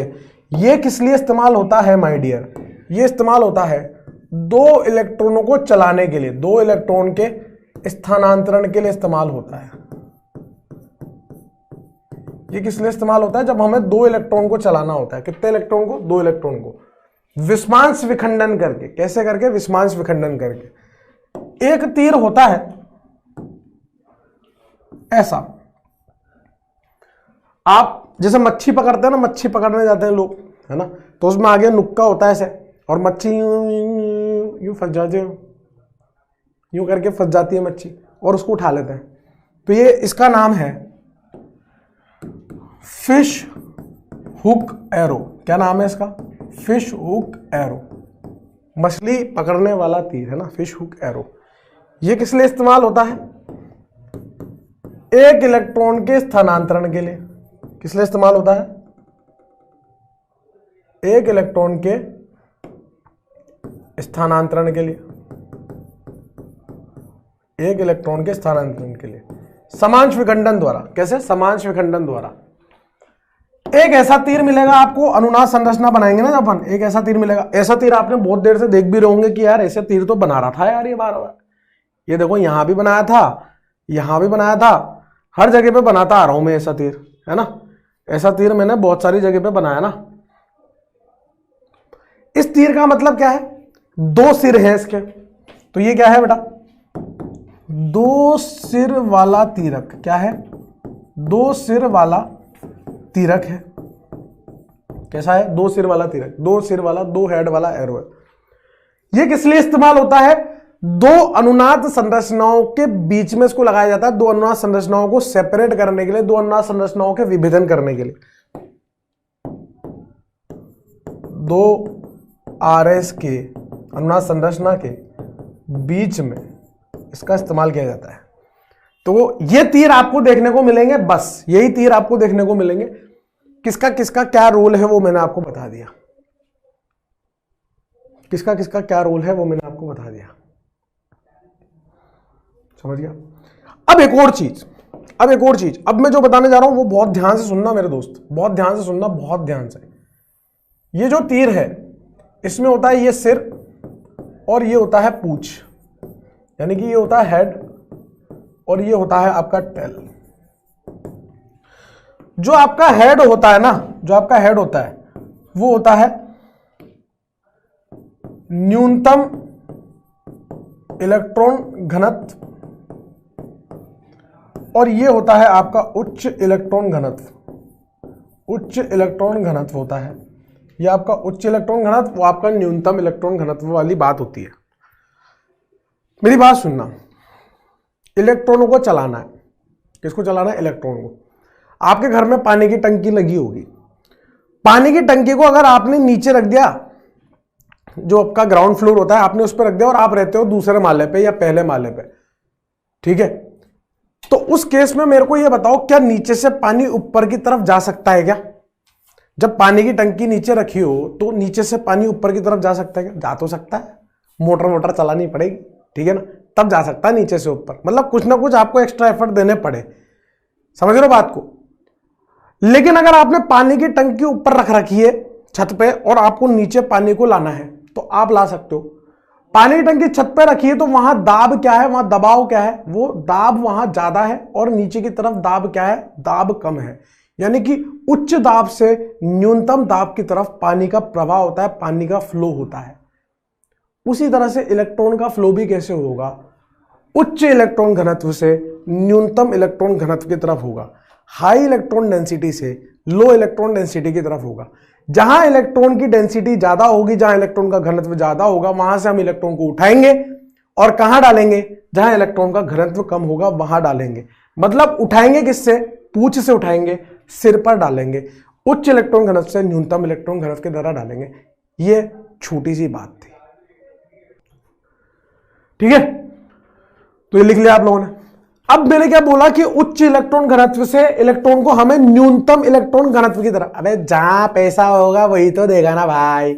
ऐसा कभी देखा तुमने, कोई अमीर आदमी और एक भिखारी है, भिखारी हो मेरा, ले भाई रोकना मेरे से पैसे ले जा, ऐसा तो नहीं होता ना। जो अमीर है वही भिखारी को पैसा दे सकता है। तो पूछ क्या है हमारा, उच्च इलेक्ट्रॉन घनत्व और वो न्यूनतम इलेक्ट्रॉन घनत्व। अब हमारे पास दिमाग खराब करने वाली कंडीशन ये है कि सर उच्च इलेक्ट्रॉन घनत्व क्या होता है और न्यूनतम इलेक्ट्रॉन घनत्व क्या होता है, तो वो बता देता हूं ना मैं आपको। नेक्स्ट है कि किस तरह से इलेक्ट्रॉन का प्रवाह होगा, यानी कि फ्लो ऑफ इलेक्ट्रॉन होगा। कौन है भैया ज्यादा अमीर और कौन है कम अमीर, उसको देख लेते हैं ना। तो सबसे ज्यादा अमीर है हमारा ऋणायन, क्योंकि उसमें खुद के इलेक्ट्रॉन नहीं किसी और का पाप है, एक खुद का एक किसी और का। उसके बाद है लोन पेयर, उसके बाद है पाइबंद और उसके बाद है रिक्त कक्षक यानी कि धनायन। लोन पेयर तो समझ में आता है सर कि आवेश है, कोई भी आवेशित वाला जो होता है वो चाहता है कि वो उदासीन हो जाए, न्यूट्रल हो जाए, तो वो तो सबसे पहले देगा, ये बात तो समझ में आएगी। और वो इलेक्ट्रॉन उसका है भी नहीं तो उसको देने में समस्या भी नहीं आएगी। लेकिन सर लोन पेयर में भी 2 इलेक्ट्रॉन है और पाइबंद में भी 2 इलेक्ट्रॉन है, यहां पर भी 2 इलेक्ट्रॉन है और यहां पर भी 2 इलेक्ट्रॉन है। इसको आपने उच्च बोल दिया, इसको न्यूनतम बोल दिया, हमें अच्छा नहीं लगा, तुम्हें अच्छा फील कराते हैं। ये खुले इलेक्ट्रॉन है, लौंडे हैं, ये लौंडे है ना, छर रहे हैं, घूम रहे हैं इधर उधर। और ये बंधे हुए इलेक्ट्रॉन है, इन पे क्या है, थोड़ा माँ बाप का आशीर्वाद है, पकड़ के रख रखा है, थोड़े से तसल्ली से रहो, ज्यादा बाहर मत निकला करो, ठीक है। तो ये खुले इलेक्ट्रॉन है, मुक्त इलेक्ट्रॉन है, ये बंधे हुए इलेक्ट्रॉन है। जल्दी चलाना किसको आसान है, मुक्त इलेक्ट्रॉनों को। इनको पहले तोड़ना पड़ेगा ना, तभी जाके तो चल पाएंगे। ये तो टूटे हुए हैं, खुले हैं, मुक्त है, आराम से चल लेंगे, समझ रहे हो। तो ऋणायन सबसे ज्यादा, फिर लोन पेयर, फिर उसके बाद आपका द्विबंध, और फिर इसमें तो कुछ है ही नहीं है, तो भिखारी है तो लेगा ही लेगा, देगा कभी नहीं। अब आपके पास संयुग्मन आ सकता है ऋणायन सिग्मा धनायन, तो कहां से उठाओगे, यहां से इलेक्ट्रॉन उठाओगे, कहां डालोगे, यहां डालोगे। लोन पेयर सिग्मा धनायन, तो लोन पेयर से उठाओगे धनायन, पाई सिग्मा धनायन, पाई से उठाओगे धनायन।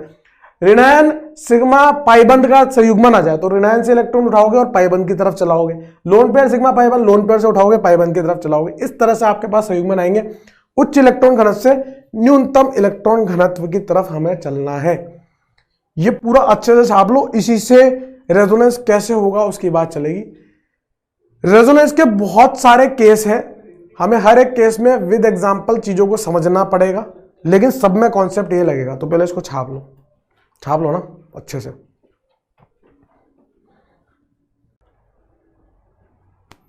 हाँ भाई लिख लो फटाफट लिख लो ना। समझ गए होंगे। उच्च इलेक्ट्रॉन घनत्व से हमें न्यूनतम इलेक्ट्रॉन घनत्व की तरफ इलेक्ट्रॉन डालना है। और उच्च इलेक्ट्रॉन घनत्व क्या है, जैसे ऋणायन और धनायन का संयुग्मन मिल गया तो ऋणायन से उठाएंगे, धनायन की तरफ चलाएंगे। पाई सिग्मा धनायन का मिल गया तो पाई से उठाएंगे, धनायन की तरफ चलाएंगे। उठाना किससे है, टेल से, डालना किस पे है, हेड पर, ठीक है। अब अपन ने ये सीख लिया कि अनुनाद क्या होता है ना, अनुनाद की सारी बातें कर ली कि अनुनाद क्या होता है। अब हम लोग बात करेंगे कि अनुनाद संरचना कैसे बनाएं। क्या बनाना है, अनुनाद संरचनाएं कैसे बनाएं, अनुनाद संरचनाएं कैसे बनाएं। मैंने आपको बोला ना, सबसे पहले हम लोगों ने क्या पढ़ा, क्या होता है ना, फिर हम लोग पढ़ने जा रहे हैं कैसे, और फिर बताएंगे कि क्यों, है ना, फिर बताएंगे क्यों। तो अनुनाद संरचना कैसे बनाएं, काफी सारे केसेस है जिसमें हमें अनुनाद संरचना बनानी होगी। हर केस को हम लोग डिटेल में पढ़ेंगे, खूब सारे एग्जाम्पल के साथ पढ़ेंगे, खूब सारे उदाहरण के साथ पढ़ेंगे, क्योंकि सारा खेल यहां पर उदाहरण का है। जितने ज्यादा आप उदाहरण करके निकलोगे उतनी जल्दी आप लोग अनुनाद संरचना बनाना सीखोगे, है ना, उतने ज्यादा आपके कॉन्सेप्ट में क्लियरिटी आती जाएगी। बात समझ गए क्या, है ना। मतलब आपको मैं आज उस लायक बना दूंगा कि आप इलेक्ट्रॉन चला रहे होंगे। क्या चला रहे होंगे, इलेक्ट्रॉन चला रहे होंगे। अणु के अंदर उतना घुस जाएंगे हम लोग कि हम उसके इलेक्ट्रॉन चला देंगे। कौन से इलेक्ट्रॉन, पाई इलेक्ट्रॉन। सबसे पहला केस कौन सा होगा, केस नंबर पहला, पहला केस ही होगा ना, सबसे पहला केस क्या है, केस नंबर फर्स्ट। ठीक है, केस नंबर फर्स्ट क्या है, केस नंबर फर्स्ट है द्विबंध कार्बधनायन का संयुग्मन। द्विबंध कार्बधनायन या कार्बधनायन के स्थान पर हम रिक्त कक्षक भी ले सकते हैं, क्योंकि रिक्त कक्षक और कार्बधनायन एक ही बात है। कार्बधनायन रिक्त कक्षक संयुग्मन, द्विबंध कार्बधनायन रिक्त कक्षक संयुग्मन। बात समझ गए क्या? क्या मेरी बात समझ में आ रही है? सबसे पहला केस है हमारे पास द्विबंध कार्बधनायन रिक्त कक्षक संयुग्मन। एक उदाहरण लेते हैं, उससे समझते हैं कैसे इलेक्ट्रॉन चलते हैं। जो जो पॉइंट्स, जो जो वाक्य मैं बोलता जाऊंगा, आपको वही वाक्य फॉलो करते चले जाने हैं। अगर आपने एक भी वाक्य छोड़ दिया तो दिक्कत हो जाएगी। हर एक बात मेरी जो मैं बोलने वाला हूं वो आपको मदद करेगी अनुनाद संरचना से गलती से बचाने के लिए, अनुनाद संरचना में गलती से बचाने के लिए। जैसे एक उदाहरण लिखा CH2 द्विबंध CH2 धनायन। सबसे पहली चीज तो क्या इसमें अनुनाद हो भी सकता है या नहीं हो सकता? तो अनुनाद की परिस्थितियां क्या थी? प्रत्येक परमाणु क्या होना चाहिए, sp2 या sp संकरित होना चाहिए। sp2 है, sp2 है, sp2 है। कार्बधनायन के बारे में पिछली क्लास में बताया था, प्रेरणिक प्रभाव में sp2 होता है ना, बात समझ गए। दूसरी बात क्या, यहाँ पे पी कक्षक समांतर है, ये जो पाइबंध बना है ये समांतर पी कक्षक से बना है। और कार्बधनायन में भी रिक्त पी कक्षक होता है, तीनों के पास पी कक्षक है और तीनों समांतर होंगे। बात समझ गए। फिर यहाँ पे संयुग्मन है कि नहीं है, तो पाई सिग्मा धनायन का यहाँ पर आपको संयुग्मन देखने को मिल रहा है। अब मुद्दे की बात यह है कि सर इसकी दूसरी अनुनाद संरचना कैसी बनेगी, इसकी अनुनाद संरचना कैसी बनेगी? तो इसकी जो अनुनाद संरचना बनती है ना माय डियर, वो ऐसी बनती है, CH2 धनायन CH द्विबंध CH2, ये इसकी अनुनाद संरचना है। अब ये दो अनुनाद संरचना है। अब मुद्दा इस बात का है कि ये बनी कैसे है, इसमें इलेक्ट्रॉन चले कैसे। ये तो दिख गया हमें कि ये पाई इलेक्ट्रॉन उठ के यहां आ गया, दिख रहा है आपको, ये पाई इलेक्ट्रॉन उठ के यहां आ गया, वो दिख रहा है आपको, ठीक है ना। अब चला कैसे होगा वो मुद्दे की बात है। तो अभी अभी आपको मैंने सिखाया कि जो पाई बंध के इलेक्ट्रॉन होते हैं वो उच्च इलेक्ट्रॉन घनत्व होते हैं अगर धनायन के साथ उपस्थित हो तो ये उच्च इलेक्ट्रॉन घनत्व है और ये न्यूनतम इलेक्ट्रॉन घनत्व है। और आपको दिख भी रहा है कि एक पाइबंध उठ के दूसरा पाइबंध बना है, यानी कि हमें पाइबंध से दोबारा क्या बनाना है, पाइबंध बनाना है। कब बनाना है? जब पाई और धनायन में हमें संयुग्मन देखने को मिले। पाई और धनायन में संयुग्मन देखने को मिले तो एक पाई से दूसरा पाई बनता है। अब हमें उठाने हैं इलेक्ट्रॉन पाई वाले, और पाई वाले इलेक्ट्रॉन उठाने हैं तो ये दो परमाणु के बीच में पाइबंध है, तो इसके बीच में से हम इलेक्ट्रॉन को उठाएंगे। कहां से उठाएंगे? बीच में से इलेक्ट्रॉन को उठाएंगे। उठाने का तरीका क्या होता है? टेल से उठाते हैं, पूंछ से उठाते हैं। और डालने का तरीका क्या होता है? न्यूनतम इलेक्ट्रॉन घनत्व की तरफ डालते हैं। और डालते किससे हैं? सिर से डालते हैं, यानी कि हेड से डालेंगे। अब इस पाइबंध से दोबारा क्या बन रहा है? पाइबंध बन रहा है। और पाइबंध भी कहां बनेगा? दो परमाणु के बीच में बनेगा। तो उठा के कहां डाल दूंगा? इसके बीच में डाल दूंगा। ये जो एरो बनाया है, ये जो तीरक बनाया है, यही आपकी मदद करेगा कुल मिला के। अगर आपको तीरक बनाने नहीं आए तो आप समस्या में आ जाओगे। बिना तीरक के आपको अनुनाद संरचना नहीं बनानी। पहली बात, सबसे पहली इंपॉर्टेंट बात क्या है? बिना तीरक के आपको अनुनाद संरचनाएं नहीं बनानी है। सबसे पहली बात समझ में आ गई? बिना तीरक के आपको नहीं बनानी, क्योंकि ये तीरक आपकी इतनी ज्यादा मदद कर रहा है, आपको बता रहा है कहां से इलेक्ट्रॉन उठाने और कहां डालने। क्लियर है? जब भी आपको द्विबंध सिग्मा धनायन का संयुग्मन देखने को मिलेगा तो केवल एक मुड़ा हुआ तीरक ही इस्तेमाल होगा। कितने तीरक इस्तेमाल हुए? एक तीरक इस्तेमाल हुआ।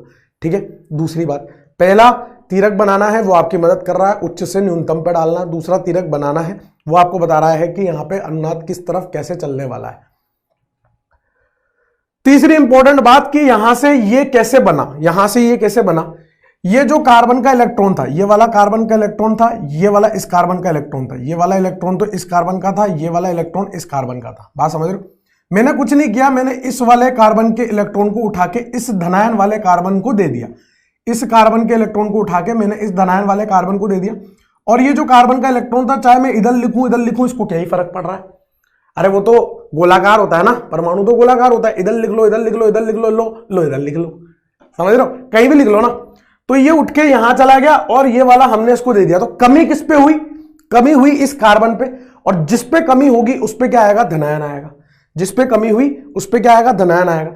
इस पे पहले से धनायन था, एक इलेक्ट्रॉन इस परमाणु का इसको मिला है, यानी कि ऋणायन आता।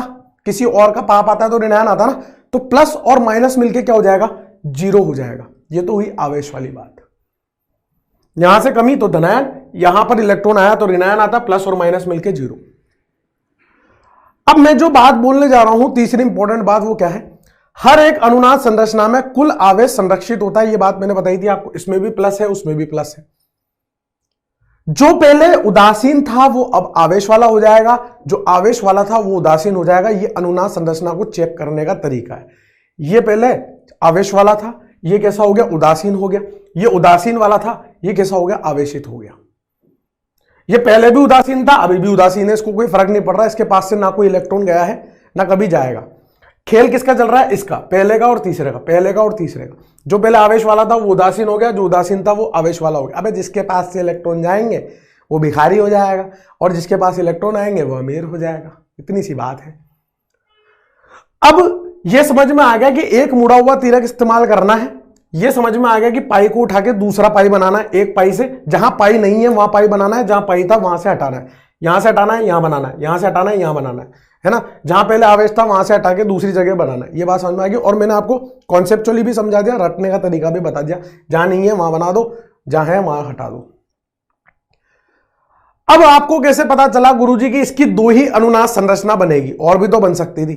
अब उसके लिए पॉइंट्स बोल रहा हूं मैं, अब उसके लिए पॉइंट्स बोल रहा हूं। सबसे पहला पॉइंट सुनना, सबसे पहला पॉइंट सुनना, सबसे पहला पॉइंट सुनना, ठीक है। यहां पाई सिग्मा धनायन का संयुग्मन है, ठीक है। आपको तब तक अनुनाद संरचना बनानी है, आपको तब तक अनुनाद संरचना बनानी है जब तक नए नए संयुग्मन मिलते चले जाएं। यहां कितना संयुग्मन था, पाई सिग्मा धनायन, तो हमने एक ही संयुग्मन होने की वजह से उसकी अनुनाद संरचना बना ली। अगर यहां और संयुग्मन होते तो और अनुनाद संरचना संभव हो सकती थी। आपको तब तक बनानी है जब तक नए नए संयुग्मन मिले। अभी एक ही संयुग्मन था तो एक ही बनी। आपको तब तक अनुनाद संरचना बनानी है जब तक नए नए संयुग्मन आपको मिलते चले जाएं, पहली बात। दूसरी बात, आपको तब तक अनुनाद संरचना बनानी है जब तक अनुनाद संरचना रिपीट ना होने लग जाए। इसकी ये बनाई। अब अगर मैं इसकी बनाता तो ये यहां पे लेके आता, यहां से पाई यहां आ जाता, तो यही बन जाती कि नहीं बन जाती, यही बन जाती, यानी कि रिपीट हो जाती। तो इसके अलावा और नहीं बन सकती। आपको तब तक अनुनाद संरचना बनानी है जब तक अनुनाद संरचना रिपीट ना होने लग जाए, समान ना आने लग जाए।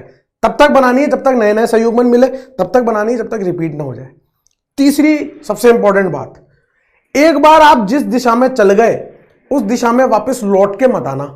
मतलब आप इधर चल गए, अगर आप वापस इधर आओगे तो वही अनुनाद संरचना रिपीट हो जाएगी। एक बार जिस दिशा में चल गए, अगर उस दिशा में नए नए संयुग्मन मिल रहे हैं तो ठीक है, और नहीं मिल रहे तो फिर रिपीट नहीं करना, पीछे नहीं आना वापस लौट के।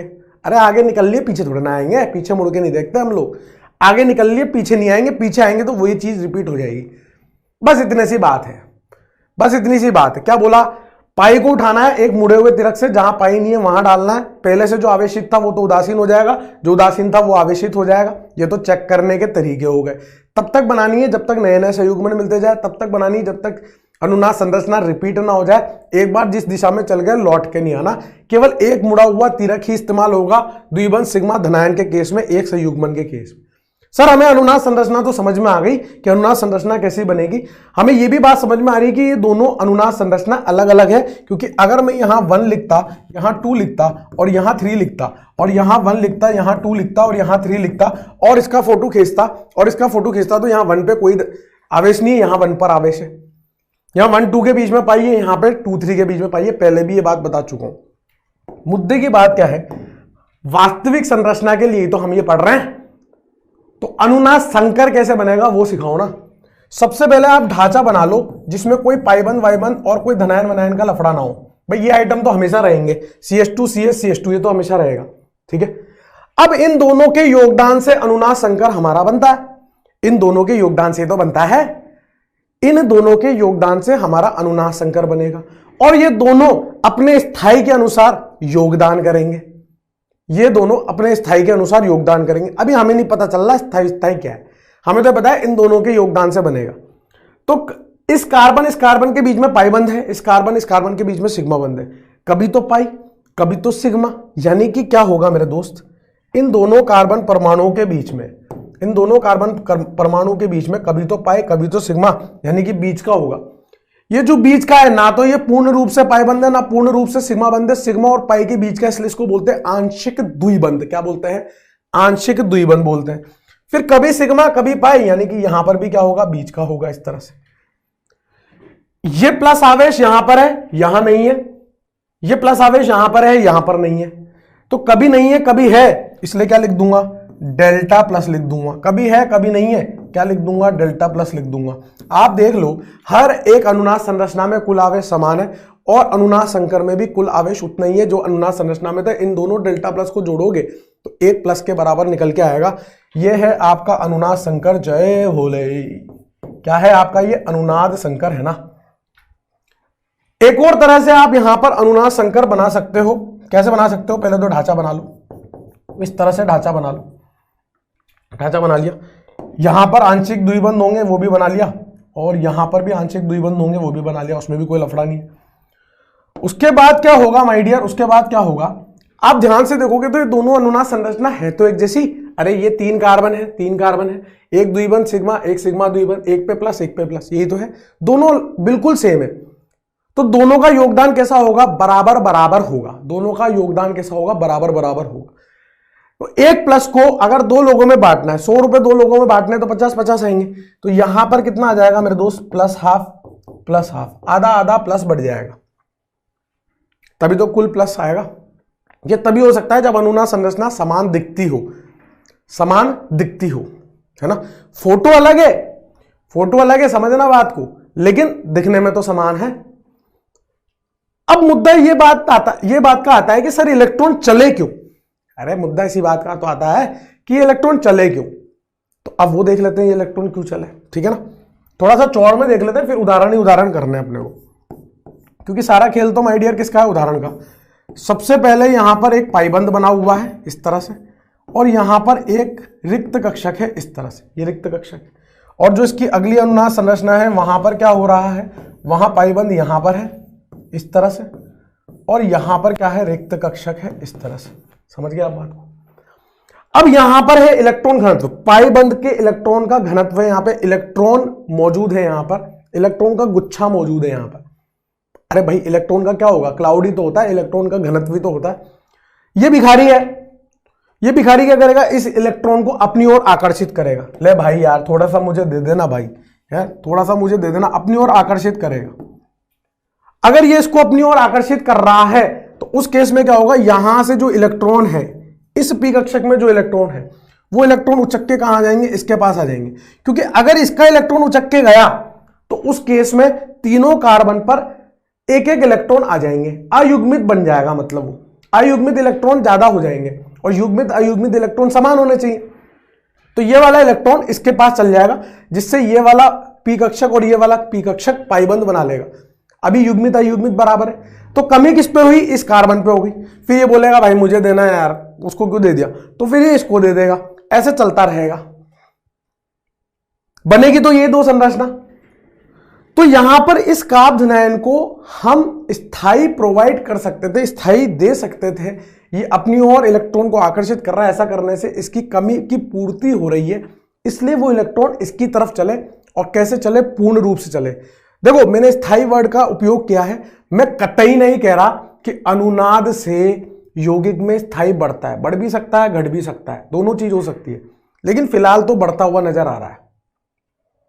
सिर्फ समझने के लिए पढ़ रहे हैं अपन ये बात, मैं कतई नहीं कह रहा अनुनाद से बढ़ेगा, बढ़ भी सकता है घट भी सकता है, लेकिन फिलहाल इस कार्बोनाइन की तो पूर्ति हो रही है ना भाई, इसका भी पेट तो भर ही रहा है।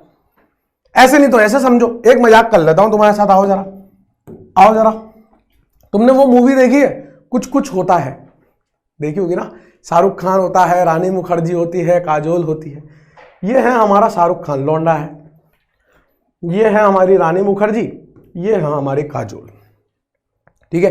अब शुरुआत में क्या होता है, उस मूवी के शुरुआत में क्या होता है कि शाहरुख खान जो है वो रानी मुखर्जी से मोहब्बत करता है, रानी मुखर्जी भी शाहरुख खान से मोहब्बत करती है, दोनों की शादी हो जाती है।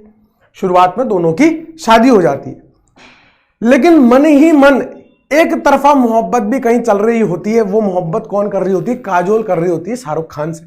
देखी हो तो मूवी आपने, काजोल भी शाहरुख खान से मोहब्बत कर रही होती है, मन ही मन मतलब दर्शा देती है एक तरफा मोहब्बत चल रही होती है, लेकिन शाहरुख खान को समझ नहीं आता। अब बीच मूवी में क्या होता है, रानी मुखर्जी टपक जाती है, निपट जाती है, बीच मूवी में रानी मुखर्जी निपट जाती है। अब रानी मुखर्जी निपट गई, अब शाहरुख खान अकेला पड़ जाता है। शाहरुख खान को अब जाके काजोल का एक तरफा प्यार नजर आता है, तो अब वो उसकी ओर आकर्षित होता है और वहां पर पाइबंद बना लेता है। तो मजे किसके चल रहे हैं भाई? शाहरुख खान के मजे चल रहे हैं। शाहरुख खान कभी रानी मुखर्जी के साथ, कभी काजोल के साथ, कभी रानी मुखर्जी के साथ, कभी काजोल के साथ। क्या शाहरुख खान का कोई नुकसान हुआ? कोई नुकसान नहीं हुआ। शाहरुख खान के मजे चल रहे हैं, कभी रानी मुखर्जी के साथ, कभी काजोल के साथ। नुकसान हुआ तो रानी मुखर्जी का हुआ या कभी काजोल का हो। कभी काजोल को अपनी मोहब्बत की कुर्बानी देनी पड़ी तो कभी रानी मुखर्जी को अपनी मोहब्बत की कुर्बानी देनी पड़ी। हालांकि शाहरुख खान तो दोनों को बराबर बराबर मोहब्बत कर रहा था। ये देख लो, शाहरुख खान का जो मोहब्बत करने का तरीका था वो दोनों के लिए बराबर बराबर था। लेकिन शाहरुख खान को नुकसान नहीं हुआ। इस कार्बन को कभी नुकसान हुआ था क्या? बीच वाले को नहीं।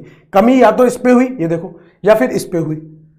ये जो मैंने मजाक किया है ना शाहरुख खान रानी मुखर्जी काजोल वाला, उससे आपको ये पता लगना चाहिए कि भैया कभी तो ये रिक्त हो जाएगा और कभी ये रिक्त हो जाएगा। लेकिन शाहरुख खान को कभी फर्क ना पड़ेगा, बीच वाले को कभी फर्क ना पड़ेगा। ये एक लॉजिकल बात हो गई, हमेशा ध्यान रखना ये सारी शाहरुख खान और रानी मुखर्जी वाली बात। इससे आपको क्वेश्चन करने में आसानी रहेगी कि बीच वाले शाहरुख खान को कोई फर्क नहीं पड़ता, फर्क पड़ता है रानी मुखर्जी और काजोल को। ठीक है, समझ गए? इस तरह से चलाना है आपको। ये है पहला एग्जाम्पल, ये पहला एग्जाम्पल है। मैंने क्या बोला? तब तक चलाना है जब तक नए नए संयुग्मन मिलते चले, तब तक चलाना है जब तक समान अनुनाद संरचना ना आ जाए, एक ही दिशा में चलाना है। ये तीन बातें अगर ध्यान रख लोगे हो गया आपका काम। पाई से उठाना है, पाई बनाना है। पोज करके आप इसको छापो और अब खेलेंगे एग्जाम्पल का खेल। अब क्या खेलेंगे? एग्जाम्पल का खेल खेलेंगे ना। सारा खेल माय डियर एग्जाम्पल का है और किसी का भी ना है। पोज करके कर लेना है, पोज करके। समझ में आया? इलेक्ट्रॉन क्यों चले? ताकि इसको इलेक्ट्रॉन मिल पाए। अगला एग्जाम्पल देखो, यहां द्विबंध, यहां द्विबंध, यहां धनायन। ठीक है, क्या आपको यहां पर संयुग्मन दिखाई दे रहा है? क्या द्विबंध सिग्मा धनायन का संयुग्मन दिखाई दे रहा है?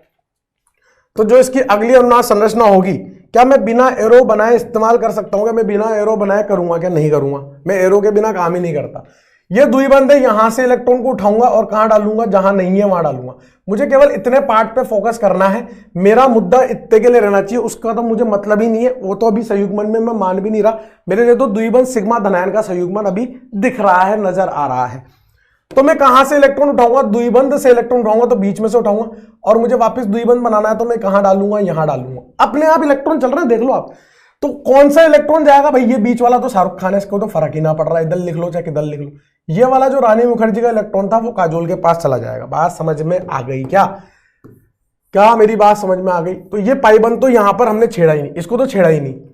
यहां से इलेक्ट्रॉन की कमी हो रही है, धनायन यहां आ जाएगा और पाइबंद उठ के यहां आ जाएगा। जो पहले आवेश वाला था वो उदासीन हो गया, जो उदासीन था वो आवेश वाला हो गया। पहले जहां द्विबंध था वहां सिग्मा आ गया, जहां सिग्मा था वहां द्विबंध आ गया। बात समझ में आ गई? अब एक बार जिस दिशा में चल गए लौट के नहीं आना। अगर आप वापस इधर आ गए, हम इधर चल रहे थे, है ना, ऐसे ऐसे चलते आ रहे, अब आप वापस इधर आ गए तो वही बन जाएगी कि हाँ, तो क्या उधर जाना है क्या? नहीं जाना। दूसरी बात समझ में आ गई, उधर वापस नहीं जाना। अब अगला संयुग्मन आपको नजर आना चाहिए, एक नया संयुग्मन आपको नजर आना चाहिए। इस पाइबंध को हमने नहीं छेड़ा और यहां पर भी पाई सिग्मा धनायन का संयुग्मन नजर आ रहा है। आ रहा है नहीं आ रहा? यहां पर भी पाई सिग्मा धनायन का संयुग्मन नजर आ रहा है। हम इसके साथ खेलेंगे ना, हम इसके साथ खेलेंगे। कैसे खेलेंगे?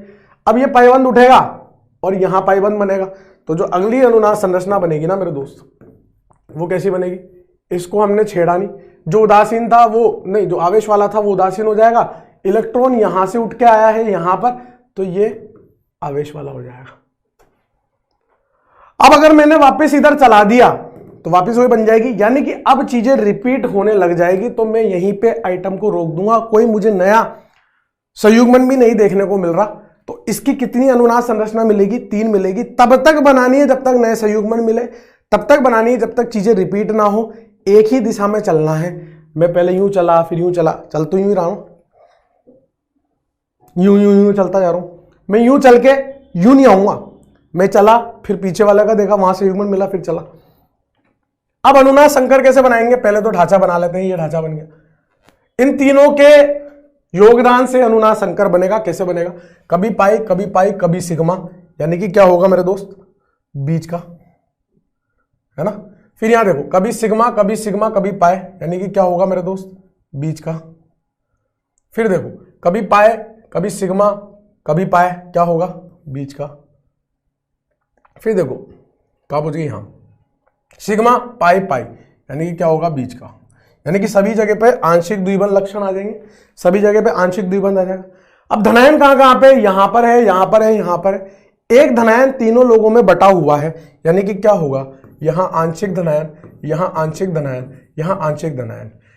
इस पे भी कुल आवेश प्लस है, इस पे भी कुल आवेश प्लस है, इस पे भी कुल आवेश प्लस है। क्या ये तीनों समान है क्या, नहीं। यहां 1 डिग्री पे आप धनायन है, यहां 2 डिग्री पे, यहां 1 डिग्री पे। अलग अलग यहां पर योगदान होगा इनका अनुनाद संकर में। कैसे होगा वो बात की बात है, अनुनाद संरचना का स्थायी कैसे देखते हैं वो बात की बात है, लेकिन तीनों का अलग अलग होगा। क्यों होगा, क्योंकि ये 2 डिग्री है, वो 1 डिग्री, वो 1 डिग्री, उन दोनों का समान होगा लेकिन इसका अलग होगा। इसलिए मैं यहां डेल्टा प्लस लिखूंगा, मैं +1/3 +1/3 +1/3 नहीं लिख सकता। इसका केवल यही अनुनाद संकर संभव है। क्या मेरी बात समझ में आ गई। अब अगला एग्जाम्पल जो है वो कौन करेगा, वो आप करके बताओगे ना। एक बार जिस दिशा में चल गए लौट कर नहीं आना, जब तक नए नए संयुग्मन मिलते जाएं तब तक चलाते चलना है, और तब तक बनाना है जब तक चीजें रिपीट ना हो जाए। और बिना तीर के अगर बना दिया तो मैं ना मार मार के सुझा दूंगा गाल को, ये ध्यान रखना। बिना तीर के अगर बना दिया ना तो दिमाग खराब हो जाएगा, तुम्हारा नुकसान है माय डियर। आप देखना तीर आपकी कितनी मदद कर रहा है, आपको यह पता चल रहा है कहां से उठाना है और कहां पे डालना है। सबसे मेन चीज तो वही है, और कुछ भी नया अनुनाद में अगर आपको चलाना आ रहा है, मतलब तीर से चलाना आ रहा है, तो आप कुछ भी खेल जाओगे। सबसे पहले संयुग्मन देखो, पहले केवल एक एक संयुग्मन को ऑब्जर्व करते चलोगे, दिक्कत ही नहीं आएगी। एक को सोचो, बाकी वैसे के वैसे पड़े होंगे, फिर दूसरे को सोचो, फिर तीसरे को सोचो। देखो क्या आपको यहां पर ये संयुग्मन नजर आ रहा है, पाई सिग्मा धनायन का नजर आ रहा है। तो सबसे पहले हम कहां से उठाएंगे भाई, उच्च इलेक्ट्रॉन घनत्व से उठाते हैं, पाई को उठाएंगे और जहां नहीं है वहां बना देंगे ना, यहां पाई बना देंगे। तो जो अगली अनुनाद संरचना होगी ना माय डियर इसकी, वो कैसी नजर आएगी। सबसे पहले तो वो देखो जिसको हमने छेड़ा नहीं, इस पाई को और इस पाई को तो छेड़ा ही नहीं, ये तो ऐसे कैसे बना दो। ये पाई उठ के यहां चला गया, तो यहां से इलेक्ट्रॉन यहां चला गया, तो यहां से धनायन हट जाएगा। जहां से कमी हुई है वहां धनायन बना दो। अरे जहां धनायन नहीं था वहां बना दो, जहां पाई नहीं था वहां बना दो, यार खत्म करो ना। 3 का सेट है, 3 का सेट है, पहले से तीसरे पे आ गया और यहां चला गया। एक तिरक इस्तेमाल करना है, ये बन गया। अब मैं अगर वापस इधर लौट के आऊंगा तो बेवकूफ हूं मैं, ये बना दूंगा। एक बार जिस दिशा में चल गया वापस लौट के आना नहीं है। अगर आगे आपको नया संयुग्मन मिल रहा है तो बल्ले बल्ले, नहीं मिल रहा तो छोड़ो, वहीं रुक जाओ, वहीं रुक जाओ ना। क्या आपको नया संयुग्मन देखने को मिल रहा है क्या, मुझे तो मिल रहा है। यह पाई सिग्मा धनायन, मैं उसके साथ नहीं करूंगा, इसके साथ करूंगा। ये पाई सिग्मा धनायन का संयुग्मन मिल रहा है, तो मैं यहां से पाई उठाऊंगा और नया पाई यहां पे बनाऊंगा। बीच में से उठाना है, और पाई बीच में बनता है, पाई 2 परमाणु के बीच में बनता है, इसलिए बीच में ही डालना है। तो जो अगली अनुनाद संरचना बनेगी वो कैसी बनेगी, सबसे पहले तो उनको लिख देंगे जिसको छेड़ा नहीं, इसको नहीं छेड़ा और इस पाईबंद को नहीं छेड़ा। ये पाईबंद उठ के यहां चला गया और ये धनायन यहां आ गया, क्योंकि इलेक्ट्रॉन की कमी यहां हुई है। कोई दिक्कत परेशानी चिड़चिड़ापन हो तो बताओ। अगर आप सारे को देखोगे ना घूर के तो फिर कंफ्यूज हो जाओगे। आप तो ये देखो उसके बगल में कौन सा वाला आ रहा है, ये भी था और ये भी था, लेकिन इसके साथ हम अभी खेल के आ चुके हैं, हमें इसके साथ खेलना है, बाकी को भूल जाओ ना। अब अभी अभी हम इसके साथ खेल के आए हैं तो यही बन जाएगा, तो इसको हटाओ। तो अब किसके साथ खेलेंगे, क्या आपको ये नजर आ रहा है, इसके साथ खेलेंगे। यहां से उठाएंगे, यहां डालेंगे, और जो नई अनुनाद संरचना बनेगी, पहले तो बनाओ कि हमने इसको छेड़ा नहीं, हमने इसको नहीं छेड़ा, ये पाई उठ के यहां आ गया और धनायन यहां आ गया ना, ये धनायन चल जाएगा, इलेक्ट्रॉन की कमी यहां से हुई है। अरे इस शाहरुख खान को कोई फर्क पड़ेगा क्या, नहीं। ये थी रानी मुखर्जी, रानी मुखर्जी का जो मोहब्बत का प्यार था, जो भी था, वो यहां आ गया काजोल के पास, और यहां पे कमी हो गई ना, समझ गए। अब देखो वापस देखो, अब दिख रहा है पाई सिग्मा धनायन, पाई सिग्मा धनायन। अगर मैंने ये वाला चला दिया तो ये तो यही है अभी कर क्या है, जिस दिशा में चल गए उस दिशा में लौटना नहीं है। तो वापस यहां पे देखो, क्या ये नजर आ रहा है पाई सिग्मा धनायन, सर नजर तो आ रहा है। एक बार बना के देखो, बना के देखो, ये पाई यहां पर गिर जाएगा इस तरह से, और अगली अनुनाद संरचना जो बनेगी ना, सर ऐसे नीचे थोड़ी ना बनेगी, अरे कहीं भी कैसे भी बना लो, एरो बनाना है, वो तो जगह कम पड़ेगी तो नीचे भी चला सकते। देखो इसका कुछ नहीं बिगड़ा, इसका कुछ नहीं बिगड़ा, ये जो पाईबंद था वो यहां आ गया और धनायन यहां आ गया। सर लेकिन ये तो पहली वाली है, ये तो पहली वाली रिपीट हो गई तो नहीं बनाएंगे, 4 ही बनेगी ना, 5 बनेगी। आप अंदर के पाई इलेक्ट्रॉन देखो, अगर मैं इसको अंकन देता हूं ना, ध्यान से देखना, 1 2 3 4 5 और ये 6, तो 1 और 2 के बीच में पाई बंद है, 2 और 3 के बीच में सिग्मा बंद है, 1 और 2 के बीच में सिग्मा बंद है, 2 और 3 के बीच में पाई बंद है, यानी कि बेंजीन के अंदर के इलेक्ट्रॉन घूम चुके हैं। इसका फोटो और इसका फोटो खींचूंगा, दोनों फोटो अलग आएंगे, यानी कि दोनों अनुनाद संरचना अलग अलग है। तो अब अगर मैं इसको चलाऊंगा ना, यहां से इलेक्ट्रॉन को चलाऊंगा, तो यहां से युग्मन कैसा दिख रहा है, पाई सिग्मा धनायन, ये तो है ही नहीं, पाई सिग्मा सिग्मा धनायन तो है नहीं। इसको वापस इधर चलाऊंगा तो ये बन जाएगी, ये तो खेल के आ गया, यानी कि अब नहीं बन सकती, जो बन गई वो बन गई। अब अगर आप जो बनाओगे तो फिर वापस से चीजें रिपीट होगी। अब बनाना है हमें अनुनाद संकर। अनुनाद संकर इन 5 अनुनाद संरचनाओं का योगदान होगा। यहां पाई, यहां पाई, यहां पाई, यहां सिग्मा, यहां सिग्मा, यानी कि यहां आंशिक द्विबंध आएगा, यहां सिग्मा, यहां सिग्मा, यहां सिग्मा, सिग्मा पाई, यानी कि यहां आंशिक द्विबंध आएगा, यहां पाई, यहां सिग्मा, सिग्मा सिग्मा सिग्मा, यहां आंशिक द्विबंध आएगा। मतलब क्या सभी वलय के अंदर सभी कार्बन कार्बन के बीच में सिग्मा बंध, मतलब आंशिक द्विबंध लक्षण आएगा क्या? हाँ। तो यहां पर इस तरह से बना दो, वो जो गोला देखते हो ना आप, इस वजह से आता है वो गोला। बात समझ में? सिग्मा पाई पाई पाई सिग्मा, यहां पर भी तो आएगा मेरे दोस्त, क्या यहां पर भी आएगा? क्या आएगा ना? क्या यहां पर भी आएगा? क्या आएगा ना? क्या यहां पर भी आएगा? क्या आएगा ना? अब प्लस कहां पे? 1 प्लस 1 प्लस 1 प्लस 1 प्लस, कुल आवेश संरक्षित है, सभी पर 1 प्लस आ रहा है। कहां पे आ रहा है? यहां यहां यहां, मतलब ऑर्थो पे आ रहा है, इसके सापेक्ष में देखोगे ना, ऑर्थो पे आ रहा है और पैरा पे आ रहा है। तो यहां पर डेल्टा प्लस, यहां पर डेल्टा प्लस, यहां पर डेल्टा प्लस, यहां पर डेल्टा प्लस। किसी भी संरचना, कोई भी संरचना एक जैसी नहीं है, सबका योगदान अलग अलग होगा, ठीक है ना। तो यहां पर ये delta plus delta plus delta plus आ गया। ध्यान रहे कि ये जो प्लस है जो बेंजाइल स्थिति पे मौजूद है, ये बेंजीन और ये कार्बन कैसा है? बेंजाइल। जो बेंजाइल स्थिति पे मौजूद है उसकी वजह से जो कार्ब धनायन है वो कहां जाता है? ऑर्थो पे और पैरा पे जाता है, ऑर्थो पे जाता है और पैरा पे जाता है। ये मैं इस्तेमाल करूंगा आगे चल के, ये मैं इस्तेमाल करूंगा आगे चल के, ध्यान रखना कहां जाता है? ऑर्थो पैरा पे जाता है। पॉज करके नोट कर लेना है ना। अगला एग्जांपल, सारा खेल एग्जाम्पल का है माय डियर, सारा खेल किसका है? एग्जाम्पल का। समय मत देखना, एग्जाम्पल करो ईमानदारी से। मैं आपको खूब सारे एग्जाम्पल करा रहा हूं। ये पहला केस चल रहा है, ऐसे अपने को 6 केस पढ़ने, है ना। हालांकि दूसरे तीसरे तक केस में ज्यादा एग्जाम्पल है, उसके बाद कम कम होते चले जाएंगे, फिर तो आपको बहुत नॉर्मल लगने लग जाएगा, भाई क्या ही था इसमें, क्यों इतना मतलब चीख चीख के बोल रहा था। हाँ भाई, क्या यहां पर आपको संयुग्मन नजर आ रहा है? सबसे पहली बात तो वही है, पाई सिग्मा धनायन, पाई सिग्मा धनायन। आपकी मर्जी पड़े जो संयुग्मन इस्तेमाल करो। मैं ये वाला कर लेता हूं यार, ये वाला कर लेता हूं ना। अगर मैं ये वाला कर रहा हूं तो यहां से पाई उठाऊंगा और यहां पर आ जाऊंगा। अगली अनुनाद संरचना, एक बार में एक ही तीरक इस्तेमाल होगा, मैंने पहले ही बोला है। इसको मैंने छेड़ा नहीं, ये ऐसा का ऐसा बन गया, ये पाईबंद उठ के यहां आ जाएगा और कमी कहां हुई? यहां हुई, तो धनायन यहां आ जाएगा। अब अभी अभी इस पाईबंद के साथ तो हम खेल के आए हैं, अभी अभी इस पाईबंद के साथ खेल के आए हैं, तो वापस बेवकूफ तोड़ना हो, यहां आऊंगा, ठीक है ना। तो कहां आऊंगा? इस पाईबंद के साथ खेलूंगा, अगले पाईबंद के साथ खेलूंगा ना, अगले पाईबंद के साथ खेलूंगा, इसके साथ खेलूंगा। अब आप ध्यान से देखना, ये पाईबंद कहां आएगा? यहां आएगा। जो अगली अनुनाद संरचना बनेगी ना, वो कैसे? आप पोज करके खुद से ट्राई करो, क्वेश्चन मैंने लिखा है, पोज का बटन दब जाना चाहिए, खुद से ट्राई करना चाहिए, आपको टीपना नहीं चाहिए। समझ गए बात को? इस पाई को मैंने छेड़ा नहीं, ये पाईबंद यहां आ गया और कमी यहां हुई, धनायन यहां आ गया। अभी इस पाईबंद को अभी अभी मैं खेल के आया हूं, अभी इस पाईबंद को मैं अभी भी खेल के आया हूं। अगर मैं इधर चलूंगा तो बेवकूफ होऊंगा, ये बन जाएगी, रिपीट हो जाएगी। एक बार जिस दिशा में चल के लौटना नहीं। अब देखो मैं घड़ी की दिशा में चल रहा हूं, इधर आ गया। अब ये देखो, ये वाले पाईबंद के साथ खेलूंगा ना, इसके साथ खेलूंगा, इसके साथ खेलूंगा, तो ये पाईबंद उठाऊंगा, यहां पर लेके आऊंगा।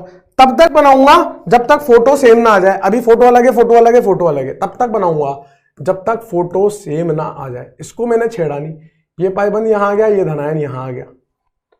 इसको तो अभी अभी मैं खेल के आया हूं, तो अगले पाईबंद के साथ खेल लूंगा। इसको तो अभी अभी खेल के आया हूं ना, तो अगले से के साथ खेल लूंगा, यहां आ गया।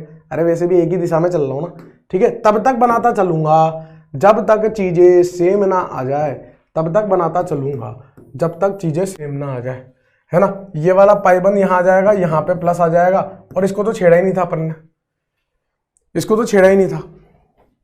अब ये तो अभी अभी चला के आए हैं, अब क्या करेंगे? इसको यहां लेके आएंगे, जैसे ही इसको यहां लेके आऊंगा तो पाई1 यहां आएगा, धनायन यहां आएगा, मतलब यही बन गई। क्या यही नजर आ रही है क्या आपको? देखना, ये पाई1 यहां आ जाएगा और धनायन यहां आ जाएगा। चीजें रिपीट होने लग गई, रोक दो। चीजें रिपीट होने लग गई, रोक दो। कितनी बनी? 5 बनी। खेल है अनुनाद शंकर का। खेल किसका है? अनुनाद शंकर का। क्या सभी अनुनाद संरचनाएं एक जैसी दिख रही है? सब में 2 पाइबंद एक धनायन है, 2 पाइबंद एक धनायन है, 2 पाइबंद एक धनायन है, 2 पाइबंद एक धनायन है, और जो धनायन आ रहा है वो भी सब 2 डिग्री पे आ रहा है, यानी कि एक जैसी ही है। यानी कि सबका स्थाई लगभग क्या, स्थाई भी एक जैसा होगा, सबका एक जैसा ही स्थाई होगा, सबका योगदान एक जैसा होगा। केवल दिखने में अलग है। जब मैं फोटो खींचूंगा तो फोटो अलग आएंगे। एक बार मैं यूं करके खिंचा रहा हूं, एक बार मैं यूं करके खिंचा रहा हूं, एक बार मैं यूं करके खिंचा रहा हूं, फोटो तो अलग आएगा, लेकिन हूं तो मैं ही। अब यहां पाई, यहां सिग्मा, सिग्मा पाई यहां पर, मतलब हर 2 परमाणु के बीच में आंशिक द्विबंध आ रहे होंगे, तो इसको आप ऐसे गोला करके लिख सकते हो। गोला करके लिखोगे, सभी पे प्लस आ रहा है, सभी कार्बन पे प्लस आ रहा है, चेक कर लो। यहां प्लस, दूसरे पे, तीसरे पे प्लस, चौथे पे प्लस, ये रहा चौथे पे प्लस और 5वें प्लस, सब पे प्लस आ रहा है। ऐसे बनाओगे आप अनुनाद संकर। और अनुनाद संकर और कैसे बन सकता है देखना, और अनुनाद संकर कैसे बन सकता है, और भी अनुनाद संकर बनने के यहां पर तरीके हैं। कैसे बन सकता है? 1 + 5 लोगों में बटा हुआ है, बराबर 100 रुपए 5 लोगों में बांटोगे 20-20 रुपए मिलेंगे। +1/5 +1/5 +1/5 +1/5 +1/5 ऐसा भी मिल सकता है, क्योंकि एक जैसी है इसलिए। और ऐसा भी मिल सकता है, कहीं कहीं पे आपको ऐसा भी देखने को मिल सकता है, बीच में प्लस लिख के दे दे, ये प्लस पूरे में घूम रहा है। ये तीनों इसके अनुनाद संकर है। बात समझ गए आप? फटाफट नोट कर लो, पोज करके नोट करो, ताकि ज्यादा से ज्यादा क्वेश्चन करा पाए, ना। सारा खेल किसका है? क्वेश्चन का। अगला सवाल देखो, अगला देखो ना।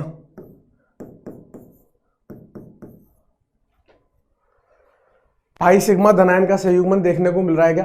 तब तक बनाना है जब तक नए नए संयुग्मन मिले, तब तक बनाना है जब तक चीजें रिपीट ना हो जाए। एक बार जिस दिशा में चल गए लौट के नहीं आना, एक ही तीरक का इस्तेमाल करना है। इतनी सी बातें हैं और कुछ ना है, प्रैक्टिस है बाकी सब। पोज करो, प्रैक्टिस करो, पोज करो, प्रैक्टिस करो।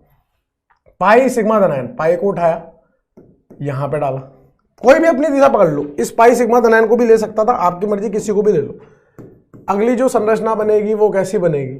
ये पाई उठ के यहां आ गया और ये धनायन यहां आ जाएगा, क्योंकि इन 1 2 3 इनका खेल चल रहा है धनायन। इसको तो हमने चेंज ही नहीं करा, इसको तो ऐसे ही रख दो। बात समझ गए? फिर अगला क्या करूंगा? अभी इसके साथ तो खेल के आया हूं, वापस बनाऊंगा वही बन जाएगी, तो अगले के साथ खेलूंगा ना, यहां पर इसके साथ खेल लूंगा। बात समझ रहे हो? अगले के साथ खेलूंगा। बहुत तसल्ली से क्वेश्चन को सॉल्व करना, एक बार समय लगेगा, लेकिन एक बार हाथ से कर लोगे फिर दिक्कत नहीं आएगी, है ना। हाथ से करेंगे सर, पेड़ से थोड़ा करेंगे। ये धनायन तो छेड़ा ही नहीं ना मैंने, ये धनायन तो छेड़ा ही नहीं। इसके पास इलेक्ट्रॉन आने वाले हैं, रानी मुखर्जी वाले, तो यहाँ पाई1 बन गया और यहाँ धनायन आ गया। अभी इस प्लस के साथ तो खेल के आया हूं, तो अगले प्लस के साथ खेलूंगा, इसके साथ खेलूंगा ना। तब तक खेलता रहूंगा जब तक चीजें सेम ना आने लग जाए, जब तक चीजें सेम ना आने लग जाए। इस प्लस के साथ तो कुछ बिगड़ा नहीं, यहाँ पाई आ गया, यहाँ धनायन आ गया। फिर क्या करूंगा? अभी इसके साथ तो खेल के आया था, फिर यहाँ आ जाऊंगा, तो यहाँ आते ही यही बन जाएगी क्या? सेम देखना जरा, क्या सेम यही बन रही है क्या? अबे कुछ नहीं किया, पाई सिग्मा धनायन चला है, एक बार दिशा पकड़ ली ना, वैसी दिशा में चलते जा रहे हो, कुछ नहीं कर रहे। अब क्या करना है? अनुनाद संकर। आप पहले पोज करो, क्वेश्चन लिखते पोज करके खुद से ट्राई करा करो, उसके बाद सॉल्यूशन देखो, यही तरीका है इसका। अब यहां पे अनुनाद संकर, पहले ढांचा बना लिया। अब pi sigma sigma sigma sigma pi sigma sigma sigma sigma pi sigma, सभी जगह पर द्विबंध लक्षण आएंगे। ऐसा गोला बना दो, इस तरह से गोला बना दो। सभी जगह पर प्लस आवेश 2 बार आ रहा है क्या? देखना, यहां पर प्लस और यहां पर प्लस 2 बार प्लस, यहां पर प्लस और यहां पर प्लस 2 बार प्लस, यहां पर प्लस और यहां पर प्लस 2 बार प्लस, यहां पर प्लस, यहां पर प्लस 2 बार प्लस। तो आप क्या कर सकते हो? एक तो ऐसे बना सकते हो, delta plus delta plus delta plus delta plus. सारी संरचना एक जैसी है, सभी जगह पर एक पाइबंद और 2 प्लस आ रहे हैं, और सारे प्लस जो हैं वो 2 डिग्री वाले हैं, तो कोई दिक्कत नहीं है। और क्या बना सकते हो? और क्या बना सकते हो, 2 प्लस को 4 लोगों में बांटना है, 2 रुपए 4 लोगों में बांटोगे 50 पैसे आएंगे, तो यहाँ पे plus half plus half plus half और प्लस हाफ लिख सकता हूँ क्या, बोलना है यार, क्या मैं यहाँ पर प्लस हाफ लिख सकता हूँ क्या,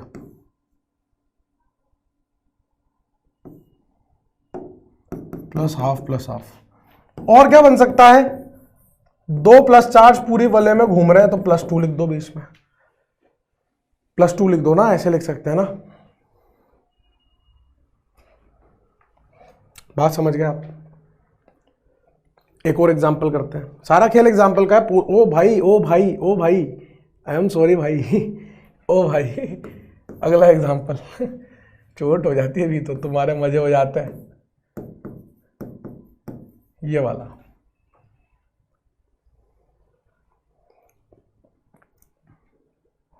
और ये वाला आप होमवर्क में करके आना, ये वाला जो है ना,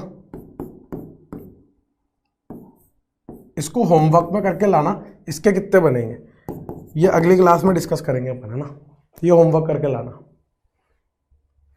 पाई सिग्मा, सर यहां तो बनाया नहीं है, अरे बोरोन के बारे में तुम्हें कम से कम 7580 बार बता चुका हूं मैं। बोरोन का 5 होता है, 1s2 2s2 2p1 लिखते हैं, 2s1 2p2 हो जाएगा, 1s में हो जाएगा और 2p में हो जाएगा, और यहाँ पर ये रिक्त p कक्षक हो जाएगा। तो शुरुआत में लिखा था चाहे काप धनायन हो चाहे रिक्त p कक्षक हो, एक ही बात है। तो बोरोन के पास क्या है मेरे दोस्त, रिक्त p कक्षक है। क्या ये पाई 1 के इलेक्ट्रॉन इस रिक्त p कक्षक को भी मिल सकते, बिल्कुल मिल सकते हैं यार। यहां से उठाओ यहां पे लाओ, कुल आवेश संरक्षित होने चाहिए। अब देखो क्या होगा, यहां पर इस BH2 के साथ द्विबंध बन जाएगा, भाई पाई बंध उठा के यहां बना दिया, ये इलेक्ट्रॉन इस बोरोन को दे दिया। अब ये इलेक्ट्रॉन मैंने बोरोन को दिया है, ये वाला इलेक्ट्रॉन, कौन सा इलेक्ट्रॉन, ये वाला इलेक्ट्रॉन मैंने किसको दे दिया, बोरोन को दे दिया, बोरोन के पास चल गया। वो बोरोन का नहीं है, वो किसी और का है, तो बोरोन पे ऋणायन आएगा। पहले धनायन हुआ करता था तो धनायन और ऋणायन मिलकर 0 हो जाता था, लेकिन अब 0 नहीं होगा, अब इस पे ऋणायन आएगा। और यहां से कमी हुई है तो यहां धनायन आएगा। इस पे कुल आवेश कितना था, 0, प्लस माइनस कितना है, 0। क्या और कोई संरचना बन सकती नहीं, क्योंकि अगर घुमाऊंगा तो वापस ये बन जाएगी। ढांचा बनाओ और जय बोले खेल लो ना, अनुनाद संकर बना लो ना। यहां पर आंशिक ऋणायन, यहां पर आंशिक धनायन, ये है आपका अनुनाद संकर, ये क्या है, अनुनाद संकर। अब ये जो एक क्वेश्चन है ये अगली क्लास में डिस्कस किया जाएगा। कोई दिक्कत परेशानी चिड़चिड़ापन तकलीफ मेरे हिसाब से नहीं होनी चाहिए। सारा खेल किसका है, प्रैक्टिस का, समझ गए। पोस्ट करके लिख ही लिया होगा आपने।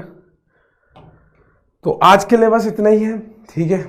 और फिर इतनी लंबी क्लास आप लोगों ने देखी है तो आपके लिए फिर बनता ही है, आपको पता ही है क्या, आपको पता है ना क्या,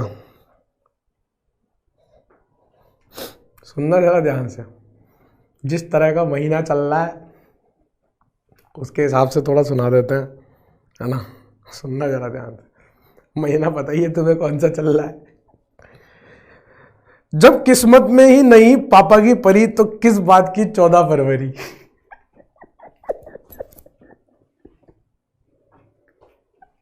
बेटा ये तुम्हारे लिए भी है, पढ़ाई कर लो, अभी कुछ भी ना है, समझ लो, मतलब समझो बात को। ठीक है, चलो मिलते हैं अगली क्लास में, धन्यवाद।